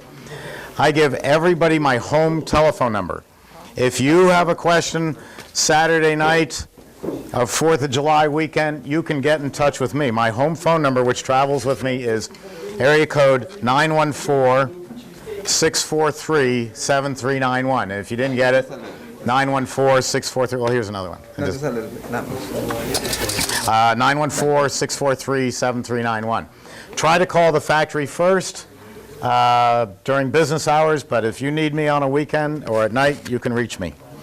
And a lot of people will testify to the fact that they've used the number, they have a question about making a product, or they're not doing something right with their machine. We can get you up and running in seconds, because for 109 years, this is all we've done is make batch freezers. 914-643-7391. Giving you an example, over 4th of July last year, Paula and I are in the Intercoastal Waterway off of Palm Beach, just floating around in our little Boston whaler, and a man calls up from Bolivia, and he wants to know how to make chocolate Italian ice. And all my competition, there's not another CEO who would give out their home phone number. They look at me like I'm, a fruitcake, which I might be. But this guy called up. He wanted to know how to make chocolate Italian ice. I throttled back on the boat, let us drift, and I gave him a recipe for chocolate Italian ice. Why did I do it? Because now I'm able to proudly say that in the capital city of Bolivia, there is New York-style chocolate Italian ice, thanks to me. And I find that a lot of fun. Extraordinary. Oh, thanks. Extraordinary. Thank you. Very good. How's the combination of the... I don't eat the chunks, but it's very good. Okay, good. So, again, with Italian ice, we like to do it as fresh as we can, but we are going to use all 3 levels so we can encompass all flavors. Now, with that being said, Yeah. I don't use any fresh fruit because one mango is going to taste different from another mango, and one pineapple is going to taste different from another. That's right. I prefer fresh frozen fruit, and I use Bing cherries. I buy the frozen Bing cherries. Every cherry is the same, and every batch of ice cream is the same. So I don't use any fresh fruit. That's where I use strictly frozen. It's great. From Publix, from the supermarket. Yes? Which company do you recommend that supplies pretty much chemical-free products for Italian ice? We just said the supermarket. Or the supermarket? Yeah. Yeah. If you want chemical-free, go to the supermarket and buy the fresh frozen fruit. That's the way to do it. There's a question back there. So you just made this product. If I'm not going to serve this, let's say, until tomorrow, stick it in the freezer? Stick it in your serving freezer, yes, because it's going to hold up nicely. It's right now it's at 19 degrees. It's going to pull down to 15 or 16, and it'll scoop like ice cream. Okay. And I keep one freezer specifically for my cream ice at 15 degrees. So do you serve this in your store? No. You just make I cream make it ice? for friends. So you would, you might make this, but put a little bit of cream in it? Absolutely. Right. You think he died and went to heaven? Yeah, that's right. Oh, if you want to see some ideas for cream ice, go to Ralph's Italian Ices, or it may just be ralphsices.com. Ralph is in Staten Island. That's Larry DiStefano. He's a friend of Paula's. And years ago, in New York, growing up, it was lemon, cherry, grape, orange, chocolate. That was it. Any flavor you want, as long as lemon, cherry, grape, orange, chocolate. Then my customer Rita's, and we did a lot of stores with them when they were the family. Now they're a big corporate, money grubbers. Oh, it's an awful product now. But when they were making the product right, they started saying, well, why can't we make mango? Well, first time I brought home mango, I thought my children would rather eat frozen green beans before they would touch the mango. Because it just didn't sound right. But as you can tell, you try it and you say, whoa, that's great. And there's mango, there's kiwi, there's papaya, and that expanded the market. And then Ralph comes along with his cream ices and says, ices are so refreshing on a hot summer day, whereas dairy product makes you sweat from the fat. Why can't we make chocolate chip cookie Italian ice? Why can't we make peanut butter Italian ice? These are ice cream flavors, but he's using sugar, water, and peanut butter, and they are so refreshing and such a delicious product that you'll get a great kick out of it. Yes? What if I make this and put it in a 20 or 30 below holding cabinet without stabilizers? Will it keep? He wanted to know, could he keep it at 30 below there? That would be such overkill because this product will turn into a solid block of ice at 0. And so 0 or even 5 degrees, which any of these normal cheap cabinets will do, the Sears cabinets, they'll freeze it up like a block of ice and then you can transport it. And then the end user tempers it up. Let me give you an example. I sell a container of the mango to a restaurant. I deliver the mango at 0 degrees, rock solid. You just could never scoop it. I tell the chef, now when you're ready, put it in your freezer. When you're ready to use it, chef, if you're going to use it, dinner's at 7 o'clock tonight and you want to feature champagne sorbet, pull it out about 4 in the afternoon and move it to the refrigerator. And that will, the term we use is, it will temper it up. He might have a walk-in refrigerator. He might have a reach-in refrigerator. A little trick that everybody should know. You're having a dinner party, and your Haagen-Dazs is frozen solid, so you take it and just as dinner starts, you put it out on the counter, and it melts all around the edges, and it's a hard, solid core in the center. Kind of hard to work with. If you had taken that ice cream out, not just before dinner, but an hour and a half or so before, and put it in the refrigerator, it would all temper up to a scooping temperature. So that's what we're trying to do. The question is, how long would it keep before it starts to separate? Italian ice will keep for about 4 days without separating. Even at 0? No, keep at scooping temperature. No, at 0. At 0? 10 months. Yeah, a couple of years. Couple of years.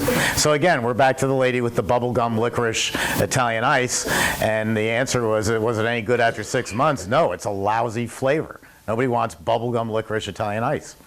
So that should be the signal. Just because I make an ice cream to die for, which is coffee banana, and everybody else died. They absolutely hated it. They said, see, this is the worst thing you've ever made. And then I made grape nuts. That was even worse, wasn't it? And but I thought the combination was terrific, except actually in that case, the bananas fought with the coffee for world dominance, and neither one of them won. So it was an awful flavor. I couldn't give it away. Just remember Sharknado. Yeah. Oh, yeah. Oh, well, we got to bring it over. Oh, we don't. No, we won't. There's a shark up there. I made, in honor of the movie Sharknado, which is where sharks fall out of the sky, I made a blood red Italian ice with candy corn for the shark's teeth and called it Shark's Tooth Ice Cream. And I'm working on the next one because they're having a sequel that's filming in New York right now of Sharknado. There'll be Sharknado 2. So one of these days you're going to tune to my website and here will be an even worse Italian ice. Yes? What's considered ideal scooping temperature? For Italian ice is 16 degrees above 0. 16, and your storage temperature was 0. 0, okay. Yep. Anybody else? Just quick again, the recipe for that mango was just 3 quarts of water? I broke it down over here. What I did is I took the recipe off the container, which was for my 24-quart machine, and divided in half, and divided in half. I came out with 16 ounces of the iRice mango, a half a pound of sugar, and 2 quarts of water. That's it. Nothing else. And that's just pure profit. It's a great thing to sell. The iRice flavoring, how much is that per gallon? I think a case of 4. I think it's about $9 a gallon. Yeah, but I'm not going to make a lemon ice with it because it isn't going to be the quality I want, and I'm not going to ship, a lemon emulsion, a gallon jug of lemon across, all the way to Los Angeles when I can buy, lemons in Los Angeles. And when you get into foreign countries, your biggest cost is not the product, but the shipping and then the import duty.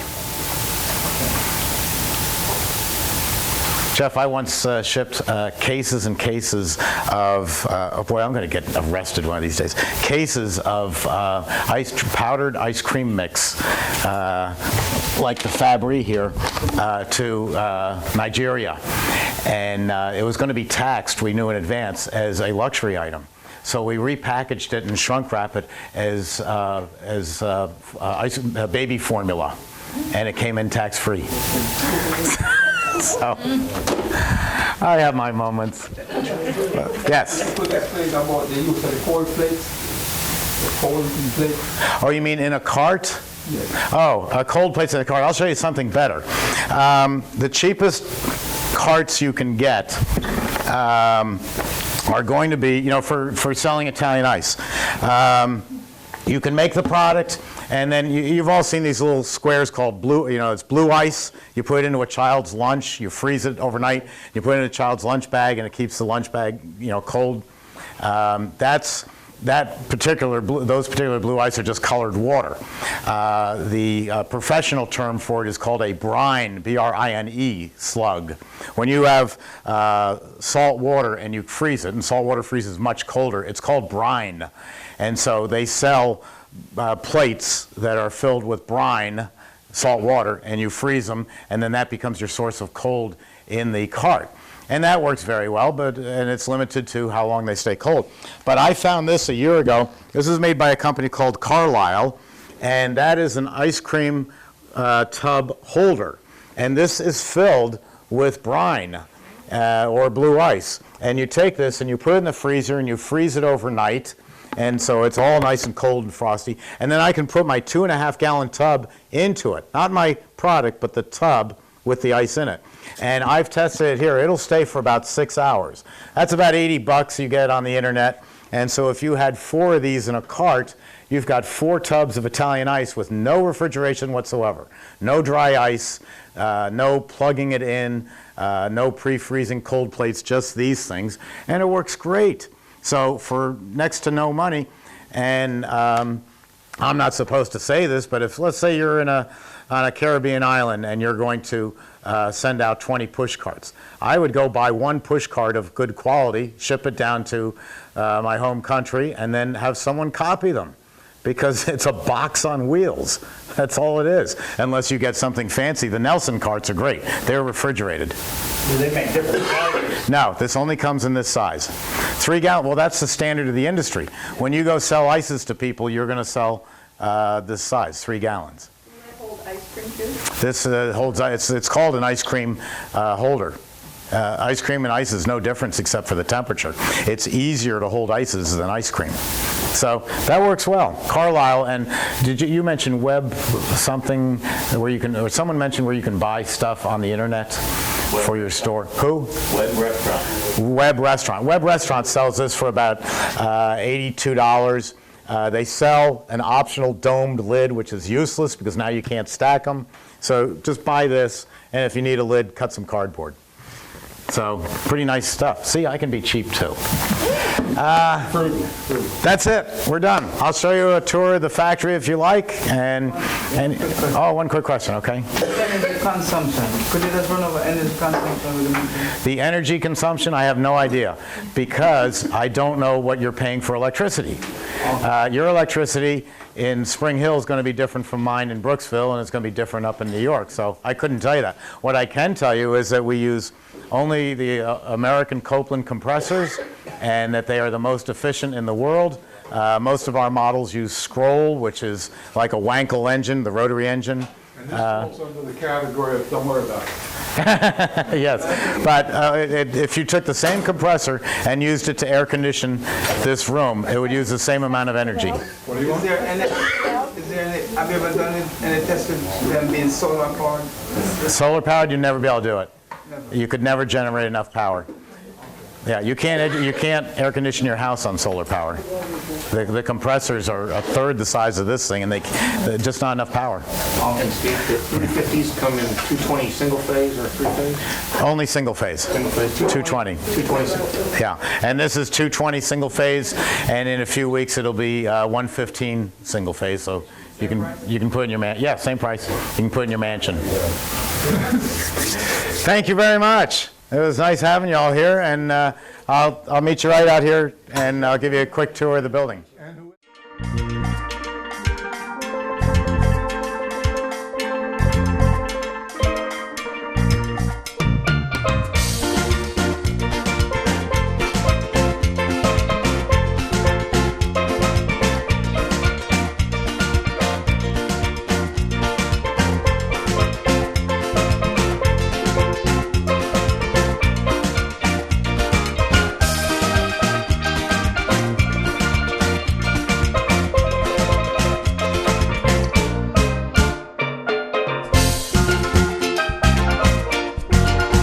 I want this a loop over and over again.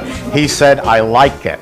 You know, I want that looped over and over again. I like it.